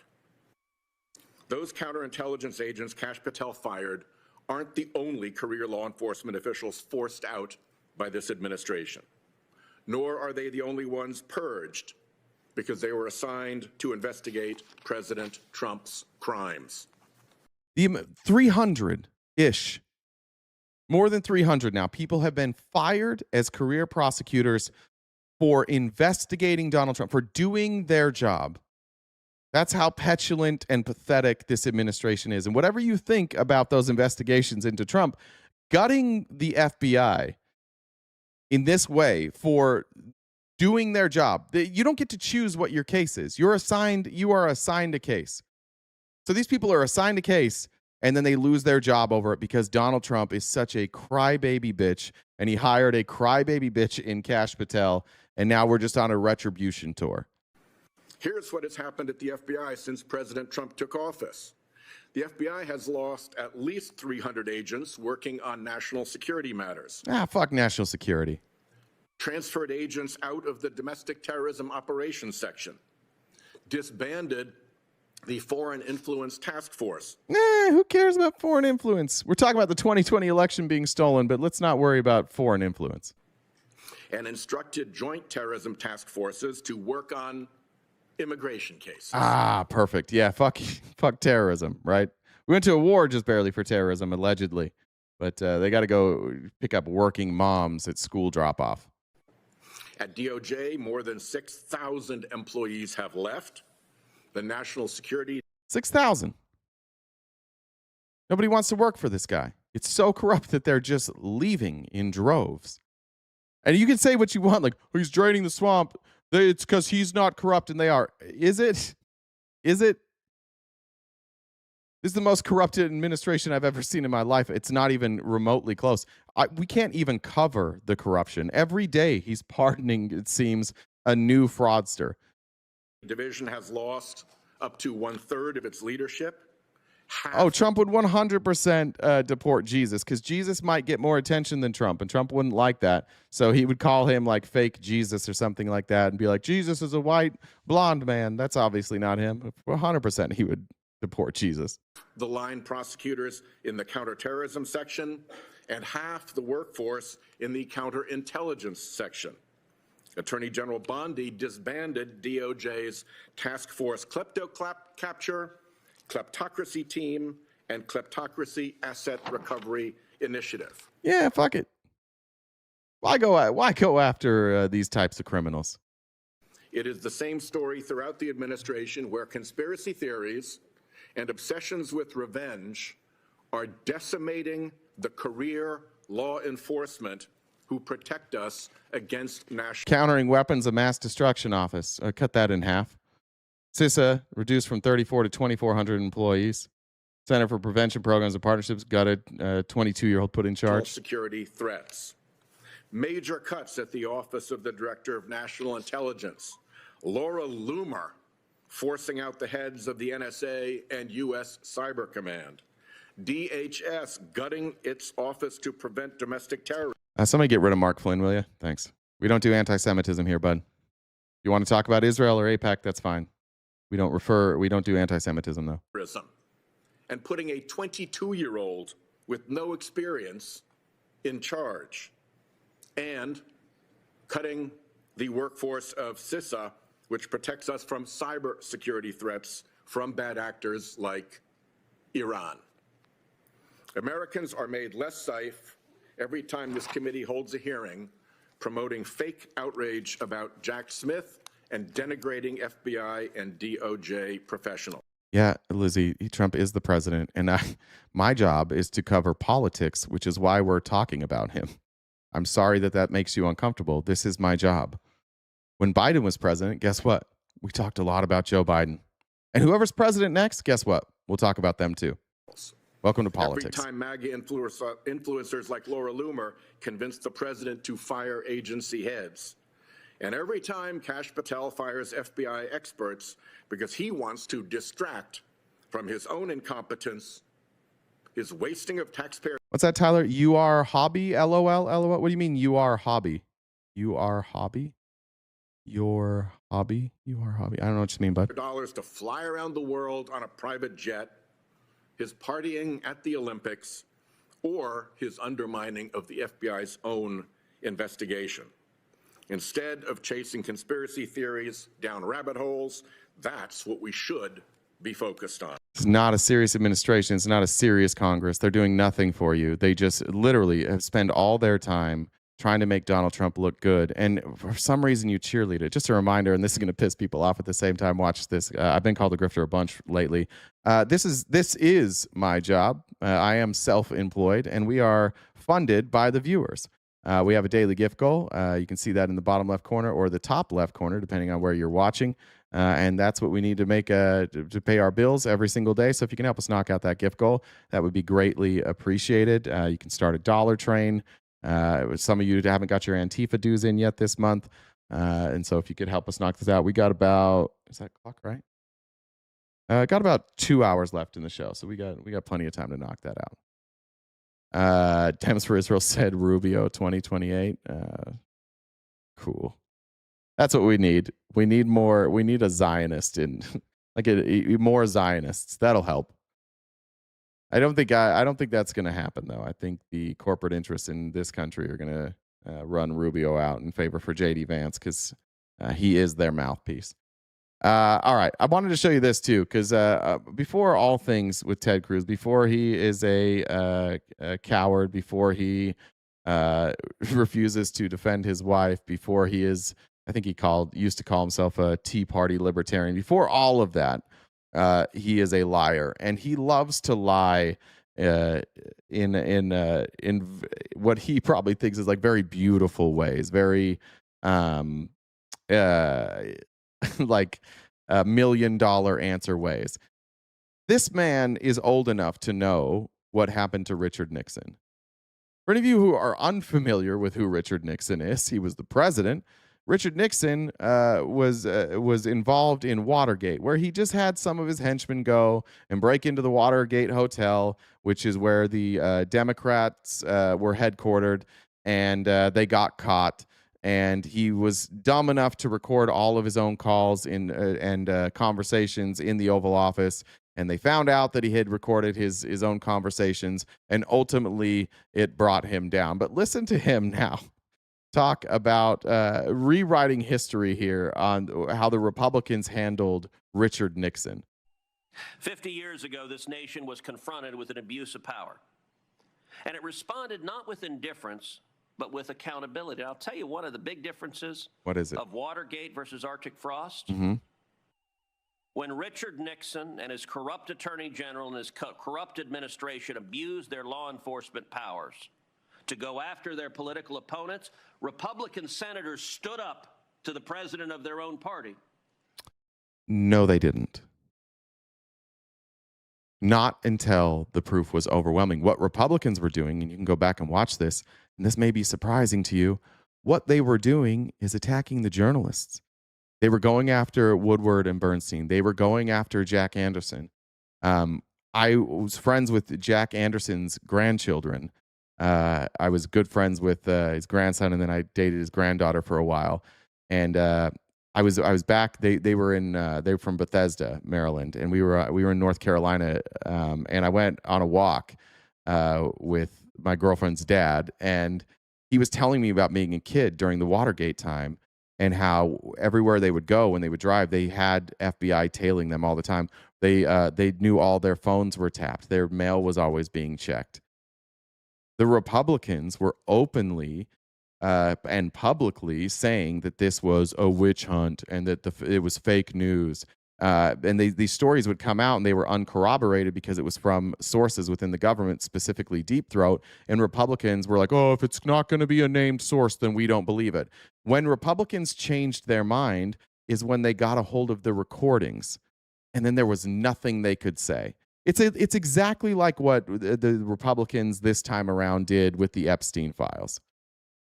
They played games and played games and played games. They wouldn't vote for it, and they wouldn't vote for it, and they wouldn't vote for it because Trump told them not to, and they called it a witch hunt, and they called it a hoax, and then their own constituents finally were like, you have to release this, and they went to Trump. They're like, we're fucked if we don't release this.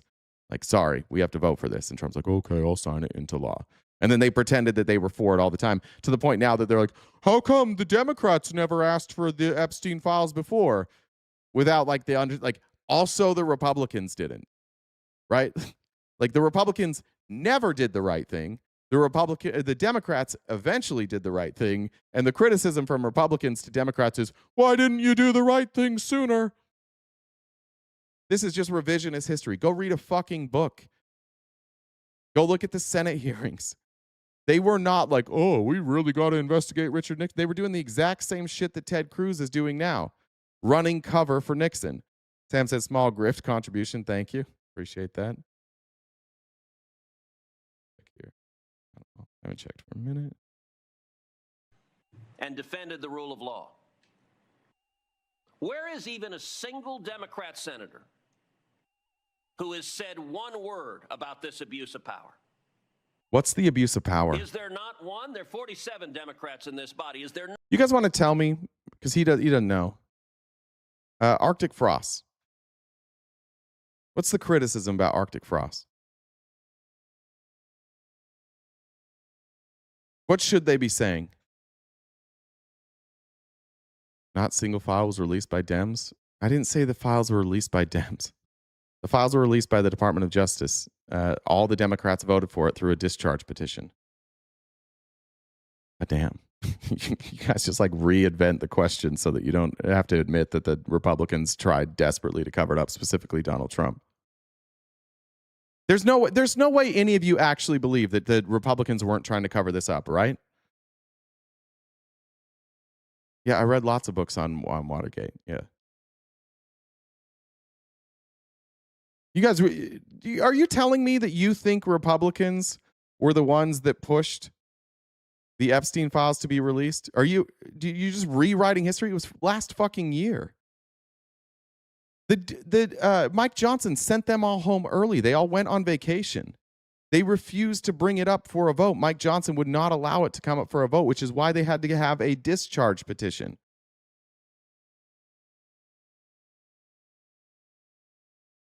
We're so fortunate to have President Trump. If we didn't have Trump, then we would know everything in the Epstein files. Thank God for Donald Trump for keeping us safe from knowing what's in the Epstein files.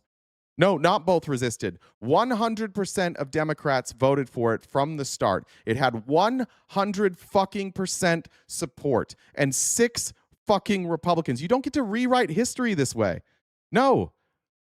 You do not get to do that. 6 fucking Republicans. 6.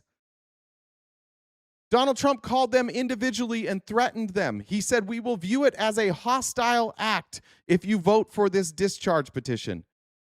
Fuck you. You don't get to rewrite history. Your party, and only your party, tried to cover up the Epstein files once a vote was brought up. And your party, and only your party, is continuing to cover it up right now. This is embarrassing for you.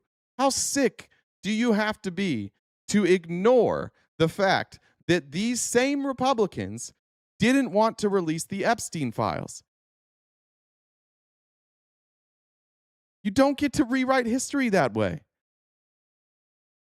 And I've got concerns about just your own mental health. Not one who can come forward and say, you know what? Turning the Department of Justice into the Oppo research and attack machine of the DNC is not what the DOJ is supposed to be. Where's the criminal referrals? If we're supposed to worry, the Arctic frost was such a big deal. Any criminal referrals there? You tried to get Comey, dismissed. How come you can't land charges on any of these people?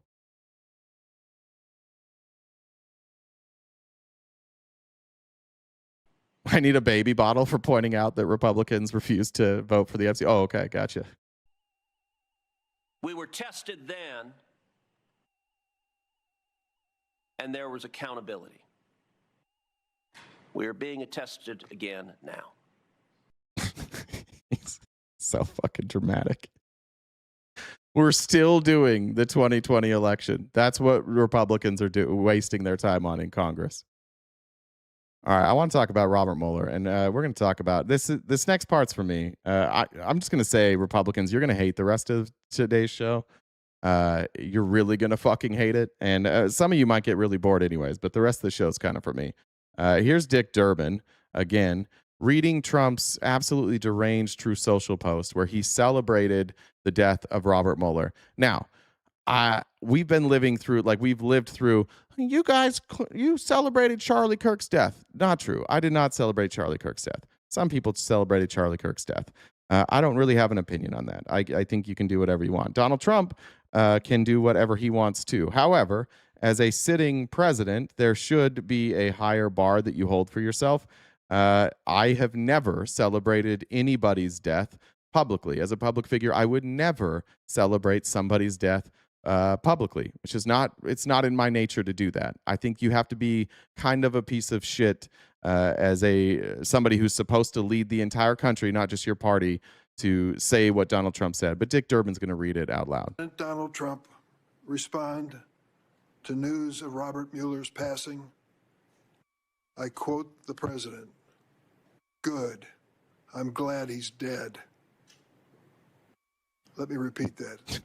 The president said, when notified of Robert Mueller's passing, "Good. I'm glad he's dead." Those reprehensible words should be condemned by every member of the committee on both sides of the aisle. Unfortunately, under Republican leadership, this committee has been complicit in the attacks on Robert Mueller, spending years spreading debunked conspiracy theories about his investigation into Russia's interference in the 2016 election. We're here today to attack another special counsel investigation led by another honorable public servant.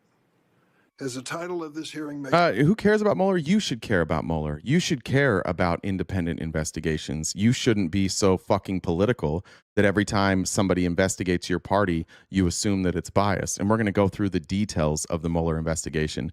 The Mueller investigation was one of the most comprehensive, well-done investigations that this country has ever seen. It secured, I think, 37 indictments, including multiple members of Trump's team who pled guilty. Not they went to court, not they had a radical judge, not they had an unfair jury. They pled fucking guilty. His campaign manager and his top national security advisor pled fucking guilty. You have to be remarkably stupid to still believe that the Mueller investigation was a hoax. Russia was a hoax. You have to be willfully fucking stupid to still believe that. And what we're going to see here is there's a lot of willfully fucking stupid dipshits here who are going to continue to agree with that. It's clear. The majority is wasting this committee's time and resources on another baseless, partisan witch hunt.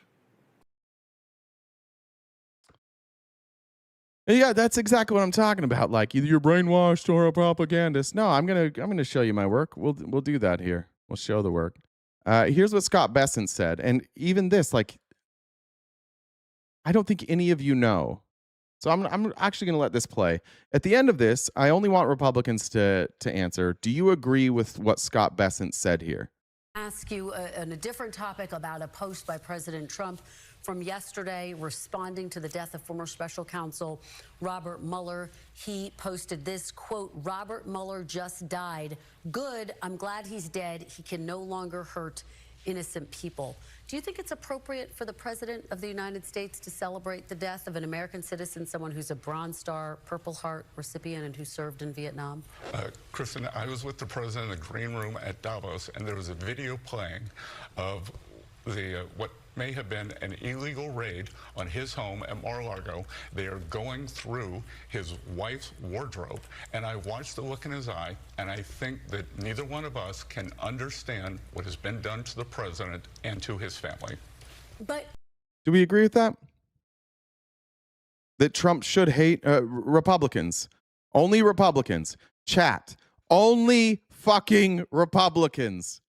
Do you agree that Trump can be mad at Robert Mueller because they went to Mar-a-Lago and dug through his wife's underwear drawer? Only Republicans, please. Only people who voted for MAGA. Yes? Thumbs up if you think that he should be mad about that. Thumbs down if you don't think he should be mad about that. Absolutely. Yes. Okay, cool. Keep going. Yes. Obviously. Yep. Oh, yeah. This is why I say you guys are dumb motherfuckers. Because the investigation that happened at Mar-a-Lago was Jack Smith's investigation. Had nothing to do with Robert Mueller. Mueller investigated Trump while Trump was president. He never raided Mar-a-Lago. You're all as fucking dumb as Scott Bessent. You're all bitches. You all are just hysterical, dumb, blind bitches. You don't know anything. You have no fucking clue about these timelines. You have no fucking clue who these people are. You have no fucking clue what these investigations are. You are just blind, angry, dumb bitches. And we show you every fucking day. You were saying, absolutely, yeah, throw him in jail. Put him in front of the firing squad.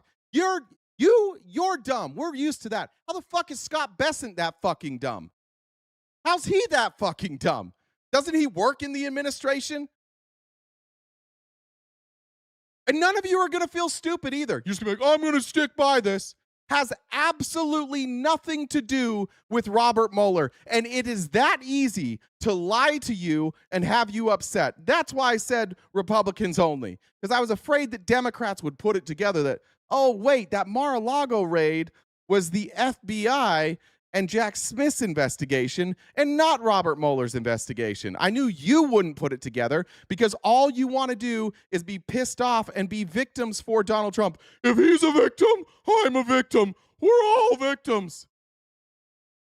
I'm so fucking sick and tired of the room temperature IQ of you and the people that you allow to lead you. It is astounding how often they lie to you, and it is fucking obvious that they lie to you. And when we point out that they're lying to you, you get mad at us. You will be mad at me, and you could be mad at me because I did call you all dumb motherfuckers.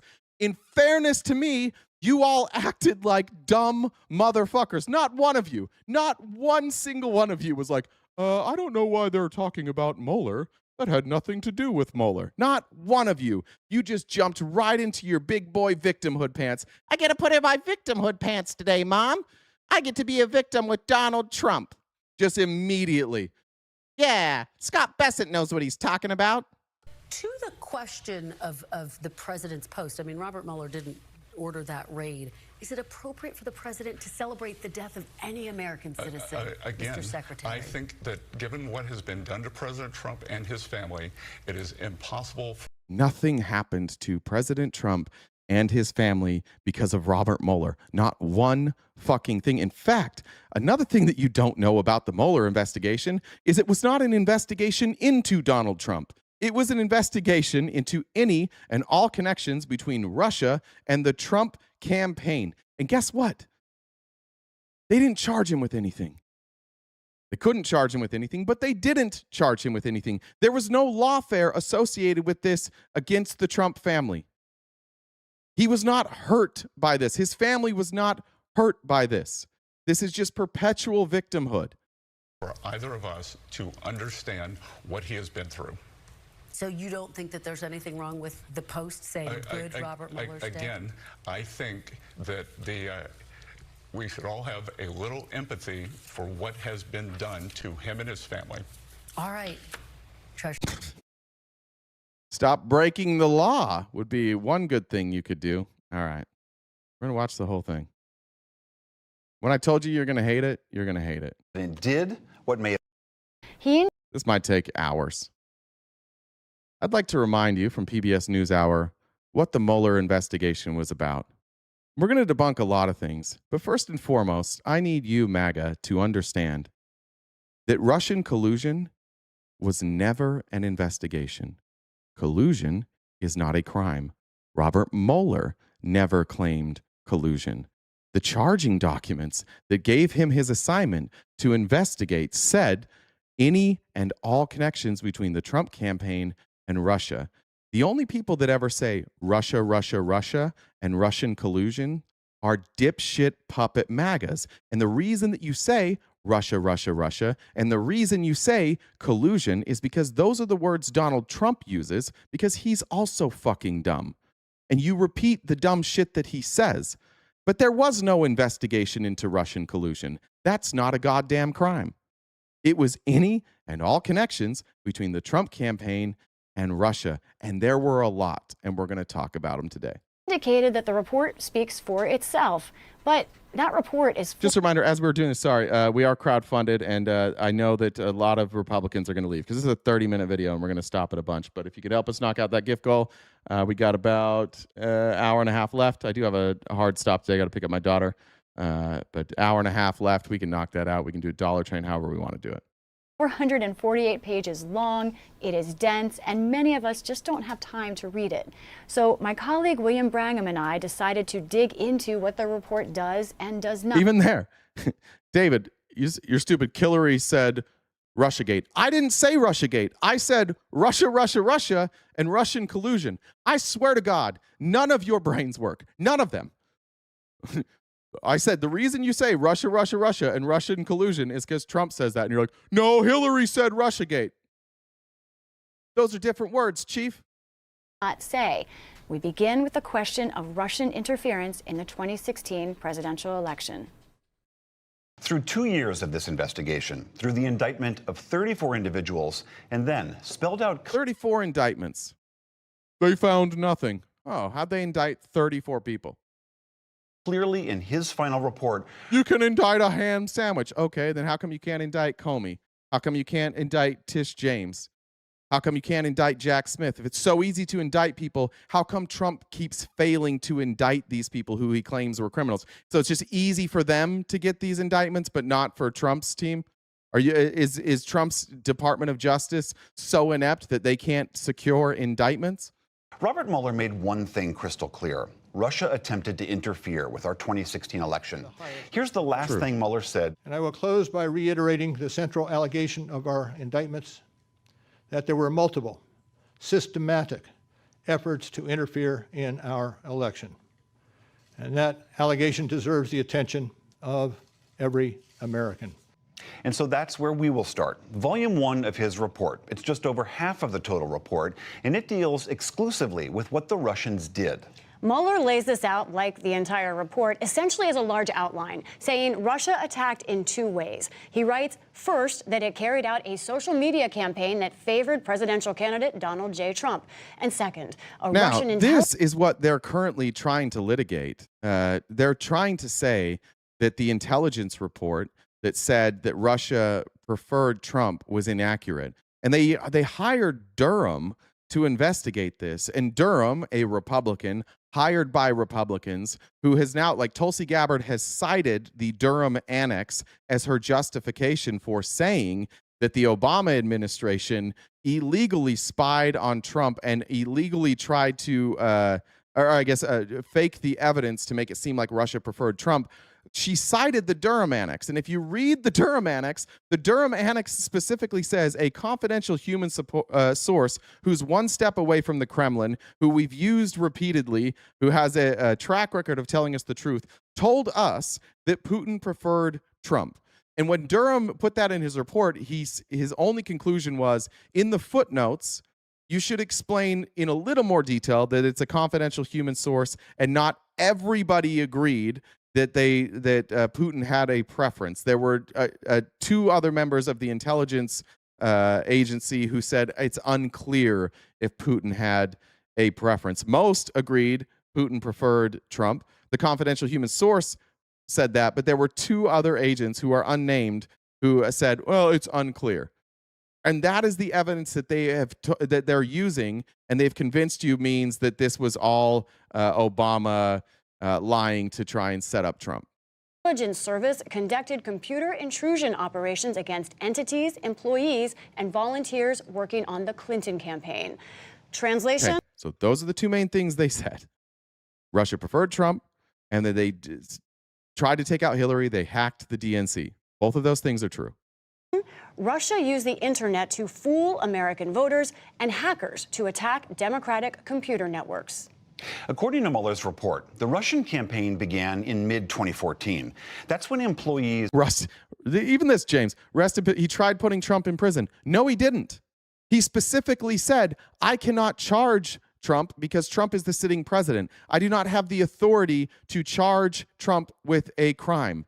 Stop adopting Trump's victimhood, you bitch.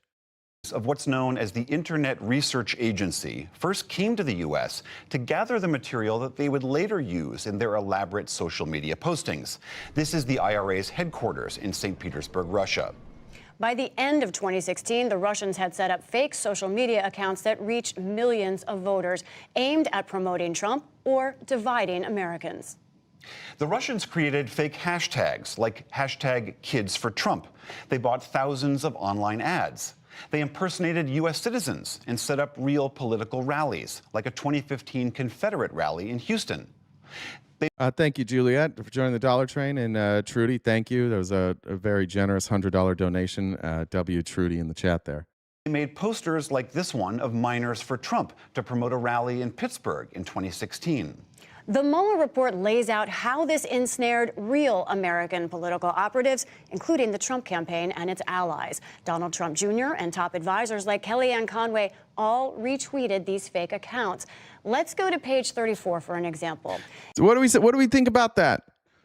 Trump's team is retweeting these fake accounts. Now, either they were useful idiots themselves or they were in on it. But why did Trump's own team get duped by bots? Shouldn't they know the truth? Don't they work with him? It shows a 2016 Facebook post from candidate Trump himself, where he thanked organizers and promoted a rally in Miami. But Mueller writes that Russians in the IRA organized that rally and even used a fake Facebook account to brag that Mr. Trump posted about our event. According to the report, IRA staffers also posed as American citizens and tried to communicate with the Trump campaign to ask them for assistance coordinating some of these fake rallies. But the report notes the investigation has not identified evidence that any Trump campaign official understood these requests were coming. Rather than being a victim, Trump is a victor. Then why won't he stop crying about it? How come all he ever does is cry about it? How come we're still relitigating it now? If he's such a victor, why won't he let it go? Foreign nationals. And Mueller's investigators found no similar connections between the IRA and the Clinton campaign. Whoops. Next, the report looks at Russia's hacking, concluding Russia's largest foreign intelligence service, known as the GRU, attacked the Democratic Party and the Clinton campaign. The investigation found the GRU stole the passwords and identities of network administrators and used those to get access to Democratic files. The report says the GRU's operations extended beyond stealing material and included releasing documents stolen from the Clinton campaign and its supporters. To release those materials, the Russians created online He's litigating it because the case is hanging over his head if he gets out. No, it's not. He already got out once, and nobody prosecuted him. What are you talking about? Personas with names like DC Leaks and Guccifer 2.0 to establish a relationship with WikiLeaks, which then released these stolen files to the public. On page 45, Mueller documents how in early July of Who made this report? Republican Robert Mueller. That's who. He's a woke lib. He's a Republican. 2016, WikiLeaks contacted the Russians privately on Twitter saying, if you have anything Hillary related, we want it in the next 2 days, preferable. And then on July 22nd, 3 days before the Democratic National Convention began, WikiLeaks released more than 20,000 emails and other stolen documents. It was a clear attempt to embarrass Clinton and weaken her candidacy. Timing is a constant theme in this report. The week after the Democratic convention, Mueller writes, candidate Trump made this controversial statement. Russia, if you're listening, I hope you're able to find the 30,000 emails that are missing. He's just openly calling for Russian help. No, he didn't work with Russia. He would never do that. What the fuck do you do with this? I don't know how you draw the conclusion that he wouldn't take Russia's help. It gets worse, by the way. This is just the start, but he's openly campaigning for Russia's help. I think you will probably be rewarded mightily by our press. Now, President Trump has repeatedly insisted this was a joke. But Mueller writes, within 5 hours of candidate Trump saying those words, the GRU targeted Clinton's personal office for the first time. Huh. So they just took his instruction? It was coincidence that 5 hours later, they were targeting her office. Just a coincidence. Notably, Mueller found no evidence that the campaign knew that Russians would respond, but the report showed for the first time how soon Russians acted after the president spoke. There were other new revelations in the report as well. Mueller says the Russians directly targeted our election systems. They used cyber attacks against private technology firms that make election software, as well as officials in several states and county governments. The question is, did the Russians' effort change or affect votes? Mueller doesn't address it, instead writing that the FBI, Department of Homeland Security, and states are still investigating. One final note about this part. This Russian section is where you see some of the most heavily redacted pages in the report, much of it blocked out because of ongoing investigations. So we've explained how Mueller documented Russia's elaborate meddling, how Russia tried to manipulate voters and hack election systems. Next, we look at how the special counsel details the many interactions between Russians and the Trump campaign and whether any of that added up to coordination or a conspiracy. All right, For more than 100 pages, Robert Mueller lays Nin said my Antifa dues. Thank you. Appreciate that. out scores of Russian contacts with the Trump campaign or the Trump presidency. From the start, Mueller is frank about why, to see whether those contacts constituted attempted Russian interference or influence on. And by the way, we wouldn't even be covering this today. This would never even come up, except for some reason we're relitigating all the past the entire presidency of Donald Trump. So Republicans are forcing our hand here to remind you that the Trump campaign got absolutely caught with their hand in the cookie jar working with Russia in the 2016 election. And whether these contacts resulted in coordination or conspiracy with the Trump campaign. And Mueller's conclusion about this conspiracy comes right away. In the very next line, Mueller writes, based on the available information, the investigation did not establish such coordination. Mueller reached that conclusion, even though, he writes, there were numerous links between the campaign and the Russians, that several people connected to the campaign lied to his team and tried to obstruct their investigation into their contacts with the Russians. Okay, let's talk Notice about how they're using the word coordination and not collusion. specifics with these contacts, starting with the Trump business and a big event in Russia. In 2013, Donald Trump takes his Miss Universe pageant to Moscow.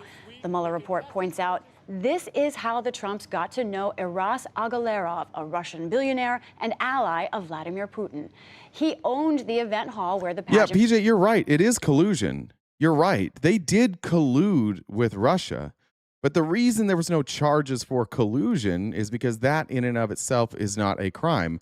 If you can give if you can give Trump the benefit of the doubt, and I think the reason that Trump was never prosecuted for any of this is because it was all done through intermediaries. There was no coordinated plan, at least there's any evidence that it reached all the way to Trump. Trump was aware of some of the people like tangentially working with Russians. Obviously, publicly, he would call for Russia's help. He knew that the Russians came to his to Trump Tower to meet with Kushner and Don Jr. He was aware of that, but coordination would mean that he, in order to charge him with a crime, would need to be kind of like the ringleader, or at the very least involved in coordinating those efforts. And there wasn't evidence of that. That's why Trump was never charged for this. He was never like there was never enough. In my opinion. Now, Mueller's opinion is that he couldn't charge the president. He might have, if we could talk to him, he might have a different opinion. But based on what I've read, I didn't see anything that would have stuck and said like that Trump coordinated this. Could you make a case that he was aware? Yeah. Is that a winning case? Probably not. It was held. His son, Amin, is a pop singer who sang at the event. Things start moving pretty quickly. Within a few months, Donald Trump Jr. signs a preliminary agreement with Agalarov's company to build a big Trump Tower property in Moscow. Ivanka Trump visits the country in 2014, scouting out possible locations. Then things seem to stall. Until 2015. Ladies and gentlemen, I am officially running for President of the United States. In June, Mr. Trump announces his candidacy. Mueller points out that 3 months later, a new effort to build the Trump Tower in Moscow begins. Now, this has been confirmed.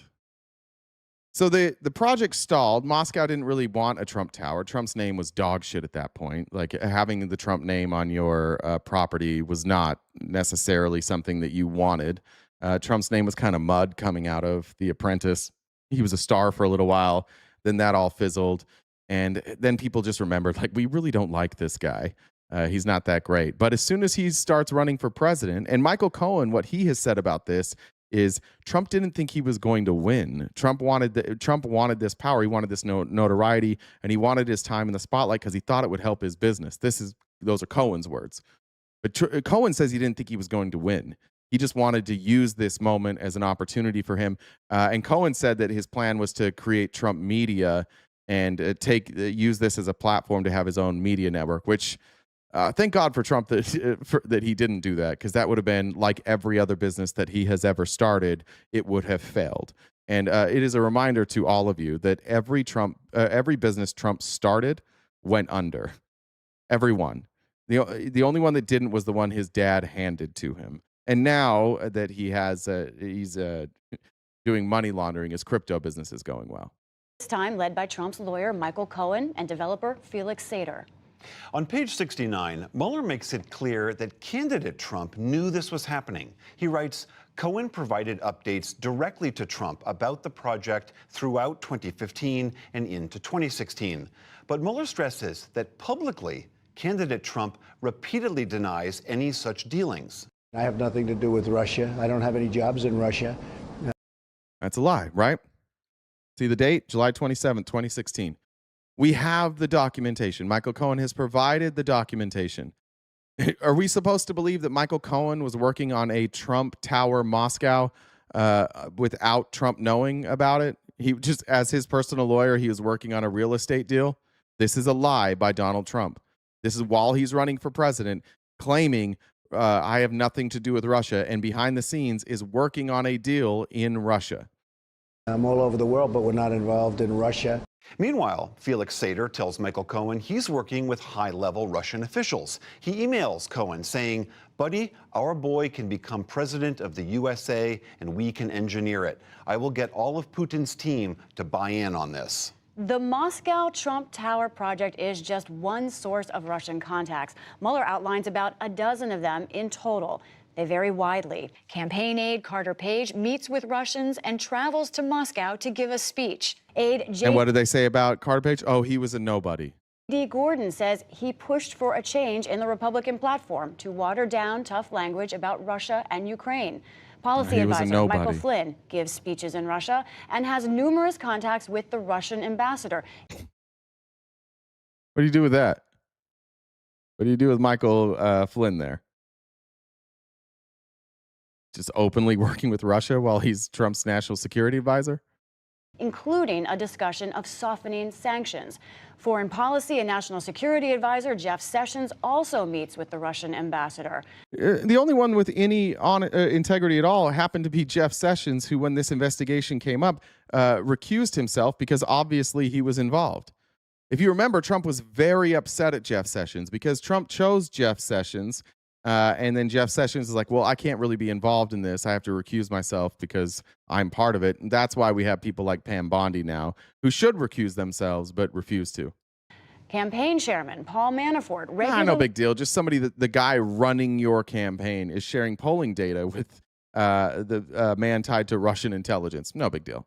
shares internal polling data with a man tied to Russian intelligence. And fellow Trump aide George Papadopoulos repeatedly meets with a different man connected to Russian intelligence who tells Papadopoulos the Russians have dirt on Hillary Clinton. No big deal. There was no collusion, though, right? It was all a hoax. For all of these connections, Mueller gives dates and times, often to the very minute. And another contact point was the infamous New York Trump Tower meeting on June 9th, 2016. That morning, Donald Trump... Let's talk about this one.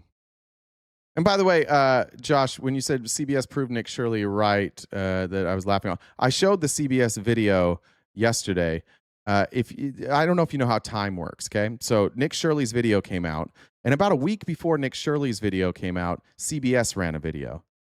They didn't prove Nick Shirley right. They did better journalism than Nick Shirley. Nick Shirley apparently copied what they did and provided no proof. CBS did provide proof, and we all agree that there is fraud in California and in every other state, including the biggest are California, Texas, Arizona, and Nevada. Those are the ones with the biggest hospice fraud. So cool. But let's go back to this. Now this is the part, like, I would like one of you to refute this. I would like one of you to explain to me how this isn't the Trump team working, the Trump team and Trump family openly working with Russia specifically about the election. To the very minute. And another contact point was the infamous New York Trump Tower meeting on June 9th, 2016. That morning, Donald Trump Jr. tells colleagues he has a lead on negative information about Hillary Clinton. That lead comes from a source you might remember, the pop singer Amin Agalarov and his father, who's tied to Putin. One of their staffers... Weird. The guy that was doing the Miss Universe thing, the guy that was singing at Miss Universe, and the guy that invited Trump over there to do Miss Universe and set him up to do the Trump Tower meeting? Oh, man, nothing to see here. Pitches the meeting to Trump Jr., claiming they had dirt on Clinton. Trump Jr. responds, "If it's what you say, I love it." Mueller's report says this dirt from the Russians was that two Clinton donors had broken Russian laws and laundered money. But the Russian representative can't directly tie that to Clinton campaign funds. The Trump Tower meeting ends with Trump's son-in-law, Jared Kushner, calling it a waste of time. On page 185, the report says... Now, the reason that was a waste of time is because they couldn't provide the dirt that they promised. But that didn't stop the Trumps and the Kushners from taking the meeting from a foreign country that said, we'll give you dirt on Hillary Clinton. And what they wanted in return, I don't think they're going to cover it here, is they wanted Bill Browder, The Russians wanted to trade dirt on Clinton for Bill Browder. There's a book called Red Notice. Highly recommend it. Bill Browder is I don't know. I guess he had a fund, and he's one of the first people to invest in Russian companies. And these Russian companies, specifically like energy companies, were owned half by the Russian government, and then half of it was owned by the workers. And so what Bill Browder was able to do is go in and buy shares up from the workers, and he realized that these energy companies were severely undervalued. And then when the rest of the world caught up, Bill Browder was a very rich man, and the Russians quickly realized that they had lost control, and so they seized all of his assets. And Bill Browder then fled to Europe and exposed this, and so they tried to kill him. They tried to keep luring him back. They killed his lawyer named Sergei Magnitsky. There's a recording of it. They literally recorded the audio of them killing his lawyer, Sergei Magnitsky. Bill Browder winds up in the United States, where he meets with members of Congress, specifically John McCain, and a bipartisan bill is passed called the Magnitsky Act, which basically says that like Russia doesn't get to use the red notice system anymore. And the red notice is like, this person is so dangerous that if they come into your country, if you come in contact with them, detain them and you send them back. And it basically said like Russia doesn't get to use that red notice system anymore. But that's what they wanted. They wanted to get Bill Browder back so they could kill Bill Browder. You can check out Bill Browder. He has a podcast now. I think he's living in Europe somewhere, but that's what they were trying to exchange for dirt. If they would have had the dirt on Hillary Clinton, you better believe that once Trump was president, he would have given them Bill Browder. The special counsel considered whether to charge Trump campaign officials with crimes in connection with the June 9th meeting, but they decide no, for two reasons. First, Mueller can't prove that Trump's team knew they were acting illegally. It is against the law to take political contributions from foreign nationals. And two, the value of the information may have been too low to prosecute. This brings us back. They say it was about adoptions. That's what they claim it was about adoptions. I have never seen any evidence of that. Mueller found no evidence that they were talking about adoptions. That's what that's what the Trump team said when they got caught. So Trump denied this. When it was reported that they held this meeting, they denied it. And then once there was multiple reports and people confirming it, then they admitted it. And then Don Jr. put out this weird statement that sounded like Trump, and Trump's like, "Nah, I didn't write that. He wrote that. I had nothing to do with it." And then multiple sources said that Trump actually did dictate it, and then Trump had to come out and say that he did. So they lied about this meeting like 3 times. On top of everything PBS is reporting, every time this stuff came out in real time, Trump denied it. He lied about all of this, but it doesn't change anything for Trump supporters. They don't care. It doesn't bother them that he literally lies every time. And then when he gets caught, eventually they're just like, "Oh, well, never mind. We just don't care." They'll defend him the whole time. They're like, "Yeah, but he didn't do that, so you guys are lying." And then you find out that he did do it, and then they're like, "Oh, well, now I've changed my mind. It doesn't matter anymore. I just don't care." Mueller's main conclusion in this part of the report, that despite these varied contacts, the evidence was insufficient to show that the Trump campaign coordinated or conspired with Russia. Mueller notes that collusion is not a specific offense, that the actual crimes are conspiracy or coordination. One more thing. Thank you, Michelle, for the blue hearts, and Robin, thank you for sending your past due Antifa payment. I appreciate that very much. Mueller points out investigators couldn't get all the information they wanted. Donald Trump Jr. never agreed. And thank you. That's a $40 gift. I appreciate that. To an interview. The same with several key Russians. Some witnesses lied to investigators initially. Some campaign aides deleted their texts. And Mueller states the president's written answers were inadequate. Mueller specifically says it's possible this missing information could shed new light on the investigation. Okay, so we've looked at the details of Volume 1 of the Mueller report about Russian interference and interaction with the Trump campaign. Now let's turn to Volume 2 and how the special counsel investigated alleged obstruction of justice by President Trump. First, how did Mueller view President Trump's firing of FBI Director James Comey? And what prompted Mr. Trump to take... Before we get, do any of you know why he fired James Comey? I bet you don't.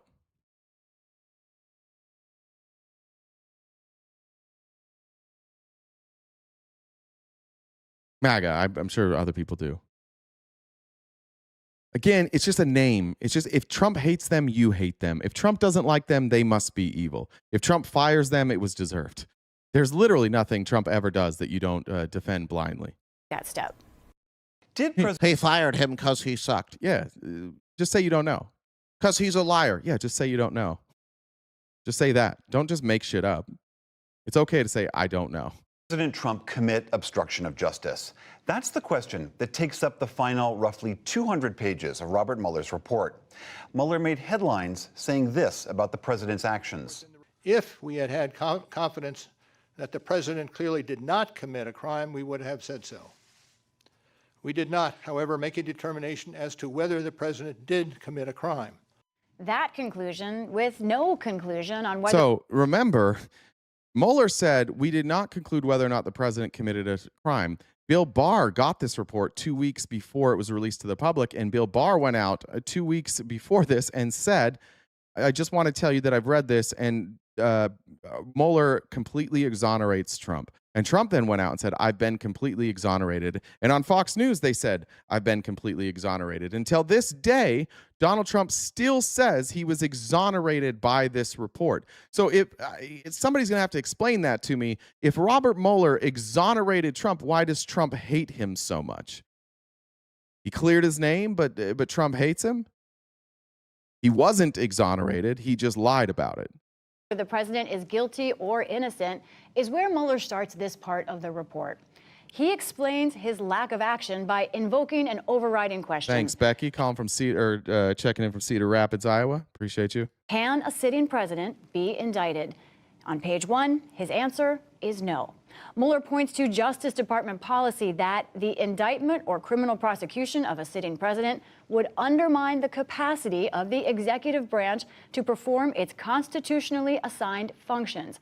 Under long-standing department policy, a president cannot be charged with a federal crime while he is in office. That is unconstitutional. Even if So he was never charged with the crime ever. And this started with Scott Bessent saying it's okay for Trump to celebrate Mueller's death because he searched Melania's underwear drawer, which never happened. Where exactly is Trump a victim in all of this? What part of this warrants Donald Trump's response to Robert Mueller dying? Was never charged with anything. Didn't he have to come in? Was never deposed. Just if you look into Trump, I guess, if you question him, you therefore are evil. Charge is kept under seal and hidden from public view. That too is prohibited. So then why investigate? The report states that a president can be indicted after leaving office. In his report, the special counsel is thinking of the future, writing, "We conducted a thorough factual investigation in order to preserve the evidence when memories were fresh and documentary materials were available." Mueller says the job of assessing whether a sitting president broke the law and what to do about it belongs to Congress. So as Mueller does in this section of the report, let's move on to the case for... Simple as he's a Democrat? Well, yeah, but Mueller's not a Democrat. He's a lifelong Republican. And against obstruction. The report sees the president's actions in 2 phases, before and after one key event, the firing of FBI Director James Comey. So let's look at how the report examines Comey's firing. Mueller makes the case that the president repeatedly wanted assurance that Comey was the president's ally, and he didn't get it. At a private dinner with Comey, the FBI director says the president asks for his loyalty. In February, the president clears out the Oval Office to be alone with Comey and asks him to let go of the investigation into Michael Flynn, the former national security advisor. Mueller's report states Comey felt these were direct orders from the president. Tension builds quickly. I have been authorized by the... It sounds like a dictator to me too there, Clyde. Now, I appreciate all these MAGA in the chat who have clearly taken that loyalty pledge to Donald Trump through good times and bad. They will always stay loyal to Donald Trump. He can do anything he wants, and they will stay deathly loyal. But the FBI director, who understood that he is not, he takes an oath to the Constitution, not to the president, said no, and that lost him his job. Department of Justice. On March 20th, 2017, Comey publicly tells Congress that the FBI is investigating Russian attacks on the election and any links to the Trump campaign. The Mueller report shows the president immediately starts contacting or relaying messages to the acting attorney general, intelligence officials, and repeatedly to Comey himself, asking for public declarations that the president is not under investigation. On May 3rd, Comey testifies before Congress and does not say what the president wants. Remember when people that worked for the Trump administration weren't all cucks and didn't show up with binders of talking points to defend Donald Trump rather than to just answer the questions that they're there to answer? Remember that? Remember when we were like a semi-legitimate government, even under the first Trump regime? Remember when there was like some level of independence? It wasn't just open worship all day, every day. I never thought I would like long for the first Trump administration, but here we are. Now they show up with binders prepared for them, and they are instructed, do not answer a single fucking question, just simply attack back. Fires Comey 6 days later. On page 70. Oh, sorry. Trudy said, hey, Jack, we only get this if we support. I love the RTP fam. Jen is best. That is true. If we do stop supporting, we will have to stop doing the show, so I appreciate that reminder. Trudy also says, go fuck yourself, Pat. So, sorry, Pat. Mueller writes that on the night of Comey's firing, the White House wanted to put out a statement saying it was acting Attorney General Rod Rosenstein's idea to fire Comey. But Rosenstein said he would not participate in putting out a false story. A fun part about the first Trump administration is all the stories that came out that Trump is a magnificent pussy. He won't fire people. He's afraid to fire people. Despite the fact that he had that show where he always was like famous for "you're fired." Apparently, people that have worked with him say he wouldn't fire people directly. And there's multiple people, including Omarosa, that after he fired, he would have somebody else fire them, and then he would call them and he'd be like, "I didn't even know you were getting fired. Ah, shucks, nothing we can do about it now." So he would force somebody to get fired, and then he would call them and be like, "Can we still be friends?" Trump's a pussy. That same week, the president says this to Who is he fired? Sober girl. Name one person that you know he directly fired. Mr. Holt of NBC News. And in fact, when I decided to... He didn't directly fire Comey. He had it done through an intermediary. Do it. I said to myself, I said, you know, this Russia thing with Trump and Russia is a made-up story. Alter ego for the gifted many subs. held that interview as a clear admission that the president fired Comey to obstruct the Russia investigation. But Mueller's report says the Alicia says, thanks for all you do, Jen. Appreciate that. full NBC interview actually showed the opposite. On page 74, the president Thanks, stated Denise. that he understood when he made the decision to fire Comey that the action might prolong the investigation. Mueller's report concludes that the evidence does not establish that the termination of Comey was designed to cover up a conspiracy between the Trump campaign and Russia. Mueller says Irene. there's substantial evidence that the catalyst, the thing that pushed the president to do it, was Comey's unwillingness to tell the public that the president was not under investigation. Now, remember, he didn't have any problem with Comey during the election when Comey came out and announced that Hillary Clinton was under investigation. So for anybody who wants to play politics with Comey, another thing to remember about Comey, lifelong Republican, and that there is at least, I wouldn't say evidence. I think you could make a compelling argument that he could have cost Hillary Clinton the election by announcing an investigation into her like 2 weeks before the election. Might have even been closer to the election than I don't remember the exact timeline. But within weeks of the election, he announced an investigation into her, and that investigation went nowhere. They never found anything. Like, this is a real investigation. They found lots of stuff here. Of course, Comey's firing led directly to the appointment of the special counsel and an investigation of the president. But when it came to possible obstruction of justice, Special Counsel Robert Mueller wasn't just looking at the firing of James Comey. We look now at the other actions by the president that Mueller investigated and whether those could be considered obstruction. Special counsel Robert Mueller investigated... Am I going to say it to Trump's face? If I met Trump face to face, I 100% would tell him he was a bitch. 100%. Of course I would. That would be the best moment of my life. I pray that I get to see Donald Trump. I've had like fantasies of somebody somehow getting me into the Oval Office thinking I was a Trump supporter, and I wait in line and shake hands and just shake his hand and look him dead in the eye and say, "You're a bitch. You're a crybaby bitch. Of course I would do that. There's not a crime. There's not a goddamn thing you could do about it. And somebody would probably record it.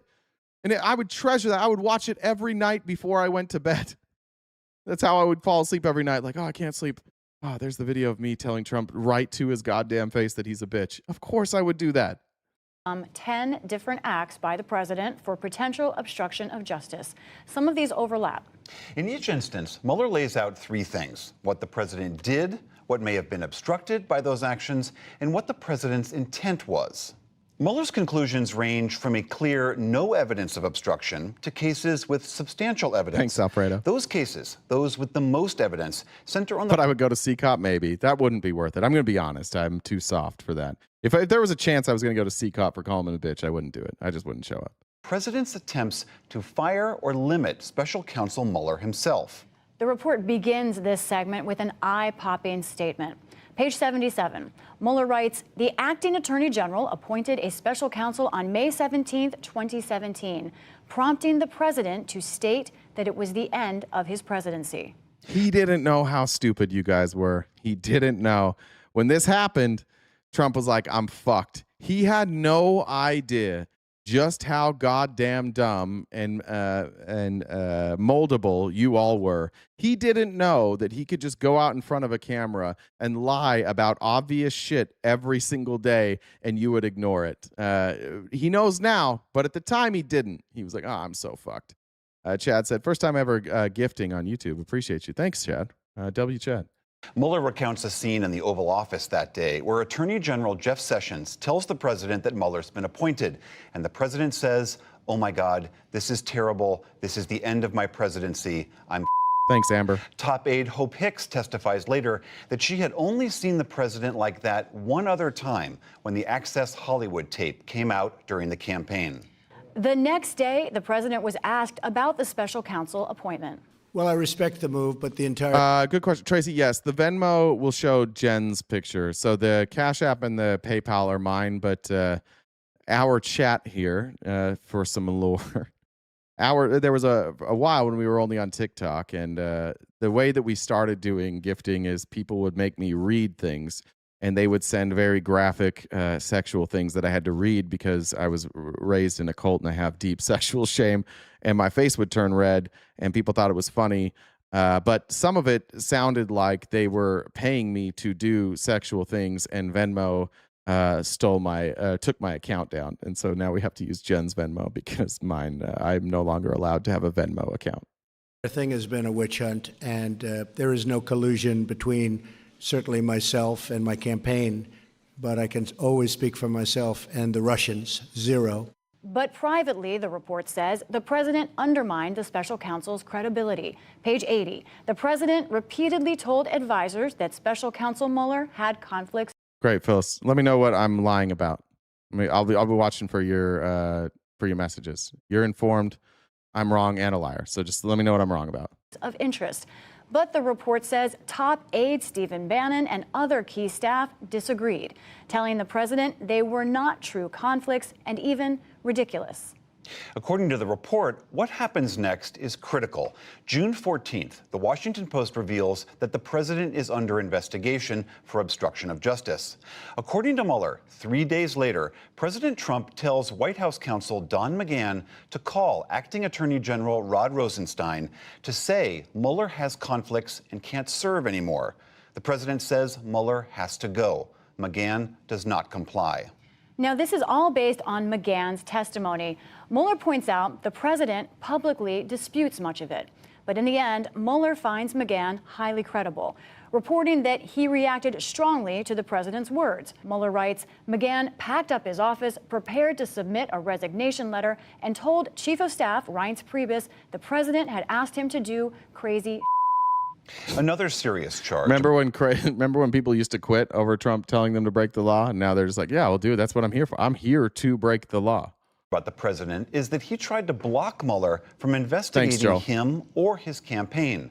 On June 19, 2017, President Trump asks his former campaign manager, Corey Lewandowski. Well, sober girl, that seems like a view into your world. You're saying I watch with a mindset that he lies. You don't know what my mindset is, but you do know what your mindset is, and it sounds like what you're doing is telling me that my mindset, because I have different conclusions, is the opposite of yours. And the opposite of my mindset in your world would be you, where you watch the mindset that he tells the truth. No, I'm looking at the evidence. If you're looking at this much evidence and these many indictments and these many people pleading guilty, and you still think that the people who pled guilty lied about being guilty to get Trump when there were no charges against Trump, I don't know what the fuck to tell you. That's a remarkably stupid position you've taken. All of these people lied so that they would get in trouble and go to jail to get Trump. For sure. Yeah, for sure. And then Trump pardoned them. Yeah, but for sure they were all lying. So then Trump pardoned the liars? Your position makes no fucking sense in the world other than like, I cannot go against my Lord and Savior Donald Trump. I must believe that he is perfect at all costs. Just make sense of that. Why did they plead guilty? And then why did he pardon them? They lied to get him in trouble and then he pardoned them? For sure. Yeah, that definitely happened. To take a note to Attorney General Jeff Sessions, directing Sessions to say publicly, I am going to meet with the special prosecutor and let the special prosecutor move forward with investigating election meddling for future elections. Yeah, but you say, again, it's your mindset. He could say anything and you wouldn't believe him. He can say anything and you do believe him. There's lots of things Trump has said that I believe. And I don't have to, I don't know why we're talking about believing anybody. Stop believing people. You dumb motherfucker. Stop it. These are politicians. That's Donald Trump. He's a billionaire, shitty businessman. He's been lying his entire life. Why the fuck are you in a scenario where I have to decide who to believe? Follow the evidence. The evidence says that he was lying. His own people ratted him out. I don't believe them. I have to go with my gut on this one. Meaning Robert Mueller would not investigate what happened in the 2016 election. Lewandowski never passed on that message. These acts taken together prompted some of Mueller's strongest language in the report. On page 89, thank you, Denise, for the $10. And thank you, Rachel, for joining the Dollar Train. He writes, substantial evidence indicates the attempts to remove the special counsel were linked to investigations of the president's conduct. Page 97, substantial... And thanks, Tracy. Keep on being you. Love it, serving them their ass daily. I just want to talk to them. I just wish any of them would ever leave the chat and come talk to me so we could have a real conversation. Evidence indicates that the president's effort to limit the special counsel's investigation was intended to prevent further scrutiny of the president's and his campaign's conduct. That is not true. Said all I have is tit for tat. How dare you say that, Pat? I also have empty balls thanks to your dad. Now, we realize this is a lot, but with regards to other actions by the president, Robert Mueller found much less and sometimes no evidence of obstruction. Take Attorney General Jeff Sessions. Therefore, I have recused myself. Months earlier, he'd recused himself from overseeing this Russia probe because of his own undisclosed contacts with the Russian ambassador. The president repeatedly pressured... It's only to the only relatively honest person yeah, I was also talking to Russia during the campaign, so I'm going to go ahead and recuse myself. And Trump's like, you motherfucker, how dare you? Sessions to unrecuse himself and retake control of the investigation. But Mueller finds only a reasonable inference, not specific evidence, that this was meant to protect the president. Next, Michael... Wow, Bill, I didn't out his dad. I found him on a Craigslist ad. He's outing himself. He has a picture of himself. He tells you he'll empty your balls for $3 and a fountain drink. I thought that was a good deal. Flynn and Paul Manafort. Mueller investigated whether Mr. Trump floated potential presidential pardons for them in order to influence their testimony or cooperation with the special counsel. Mueller writes, the evidence regarding Flynn is inconclusive. But with Manafort, the evidence indicates Mr. Trump wanted Manafort to believe a pardon was possible. And finally, Michael... Why would Trump want Manafort to believe a pardon was possible? Oh, so he wouldn't rat out Trump. Did he get it? Did he get it? Yeah. So now that they they have evidence behind the scenes that Trump is pardoning Manafort a pardon. So of course, Manafort's going to plead guilty to what he did, not rat out Trump, because then he's going to get a pardon. Cohen. Mueller looks at whether the president directed. I like Mike. I love that. Yeah, old news. You know why we're talking about this today? This old news today is because Republicans in Congress are holding hearings about old news today. Republicans in Congress are talking about the Mueller investigation. So rather than sit there and listen to Ted Cruz fucking lie to us, we're going to talk about the actual facts of the Mueller investigation. I also didn't know I was going to talk about this morning, but 4 a.m. rolled around and I rolled out of bed. I brushed my teeth, splashed a little water on my face. I turned on my computer, and lo and behold, did I find out that the Republicans today were holding a hearing about the fucking 2020 election and then about Robert Mueller. And I was like, God damn it. I guess we're really going back. And tomorrow we're going to have to cover the 2020 election. I didn't want to do this. I wanted to cover current events, but we're going to revisit history so that it's not just Republicans lying to you that you see. Lawyer to lie to Congress about plans to build a Trump Tower in Moscow. The report says while there is evidence the president knew that Cohen has made false statements, Mueller also writes the evidence does not establish that the president directed or aided Cohen's false testimony. Fair enough. However, the president directed Cohen to negotiate a deal with the Russians for Trump Tower, and he lied about that. That is definitively true. We have the documentation. Comey pled guilty to it. In fact, Comey, in his guilty plea, had a co-conspirator, unnamed co-conspirator number 1, I think it was, which was Donald Trump, who couldn't be prosecuted because he, at the time, was the sitting president. He got prosecuted for that later, but we now know that that is true. That Trump lied to your face that he was not doing any business deals with Russia when he absolutely was. And those deals didn't conclude, I think, until 2017. Could have been 18, but to be safe, 2017, when he was already president. So we've gone through the report by Special Counsel Robert Mueller and tried to highlight its key findings. Let's take a step back now and finish with a look at the investigation in its entirety. The Mueller report is unique. Did I say Comey? Sorry, Cohen. Thank you. One love. Appreciate that. It was Michael Cohen, not Comey. Sorry. In American history. At times, it reads like a novel, even a thriller. At other times, it is dense legal opinion. Yeah, we could be listening to Ted Cruz and pointing out lies when instead we're trusting PBS. I don't know if you see these things, like when I scroll there, those are the documents. They're literally reading the documents out of the Mueller investigation. You don't have to trust them. You can read the documents yourself. So what did it... You could also refute any of this, but it's a lazy-brained, cucky thing to do, to be like, all right, that says PBS, so I therefore don't trust it. Yeah, just say that you're fucking lazy. Say that you're intellectually incurious. That's the truth. There's not a single program I've ever watched where it comes on and I see the logo and I go, don't believe it. I watch Trump speeches. We watch them live all the time. I don't just say everything he's about to say is a lie. We just fact check things. You could do the same thing.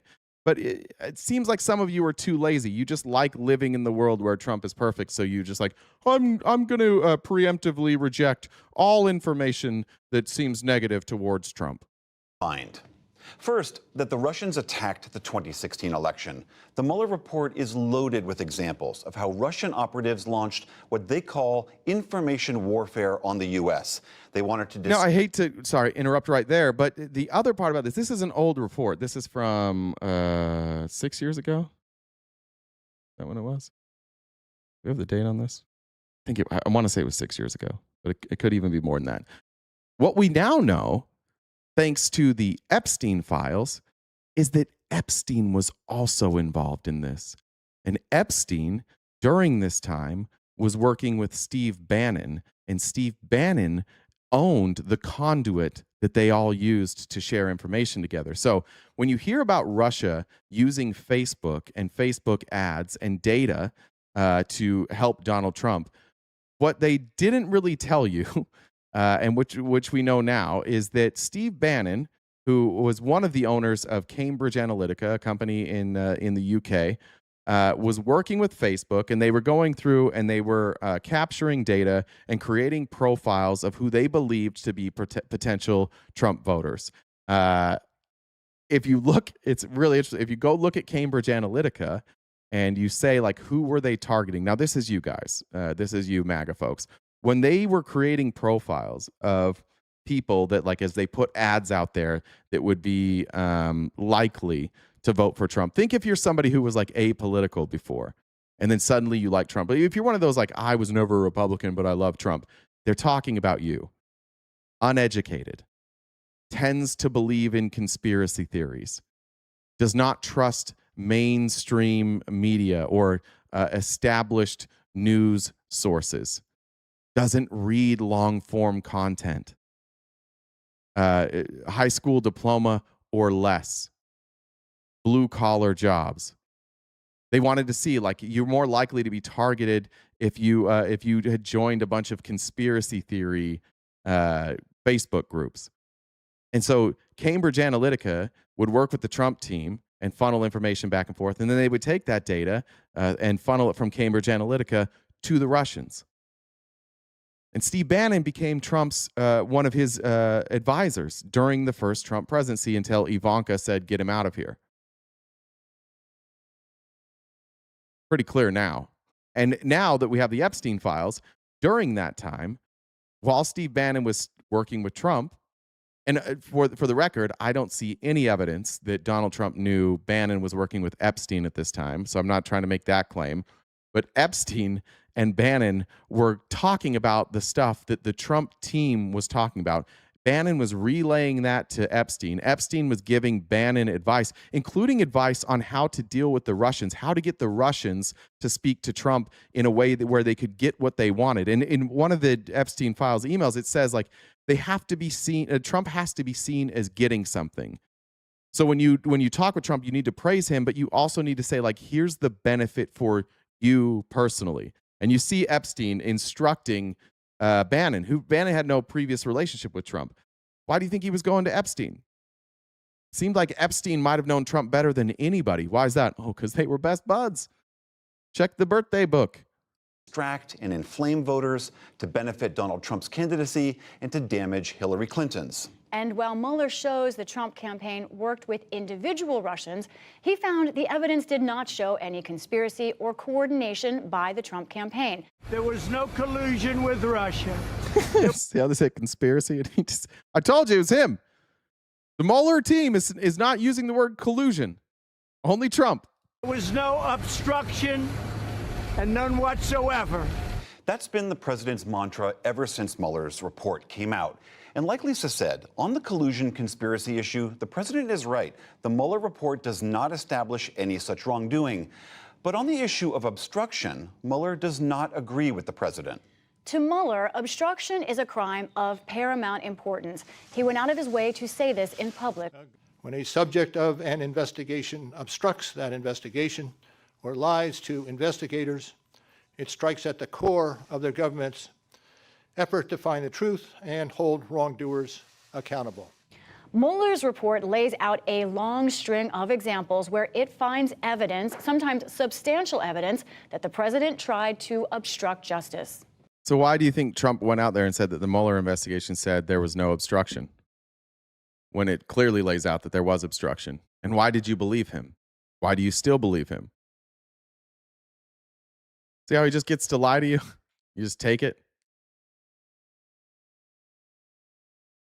Do I think that Bannon's data mining through Cambridge Analytica created points that had to be repeated?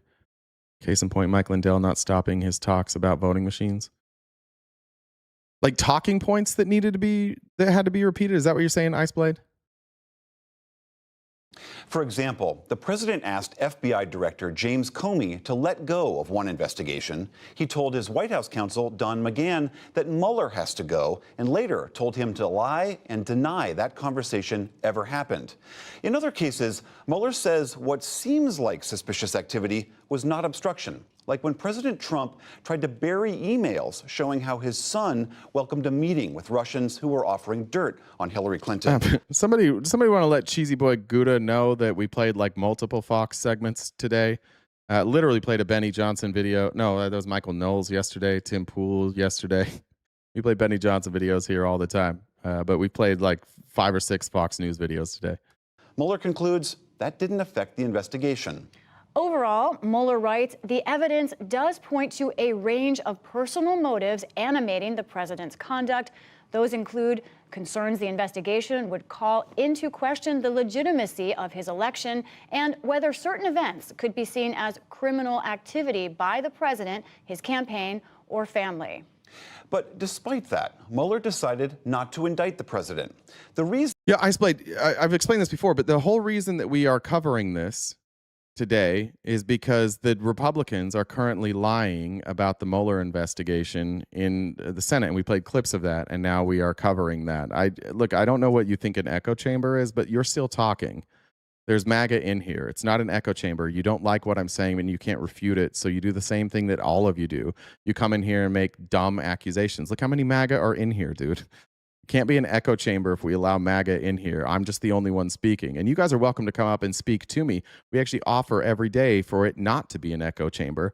But maybe you're new here. Your MAGA friends seem to be a bit too cowardly to come up and have a conversation. So if you'd like this to be less of an echo chamber and you'd like right-wing voices to be heard, perhaps reach down and find some courage and come talk. He said, is a Justice Department opinion issued during the Watergate scandal. It says that a sitting president cannot be indicted. This is internal agency policy from 1973, not a law or court Sober girl watches Asmongold. Yeah, that checks out. Ruling. Because of this policy, on the issue of obstruction, Mueller put his conclusion this way. If we had had confidence that the president clearly did not commit a crime, we would have said so. We did not, however, make a determination as to whether the president did commit a crime.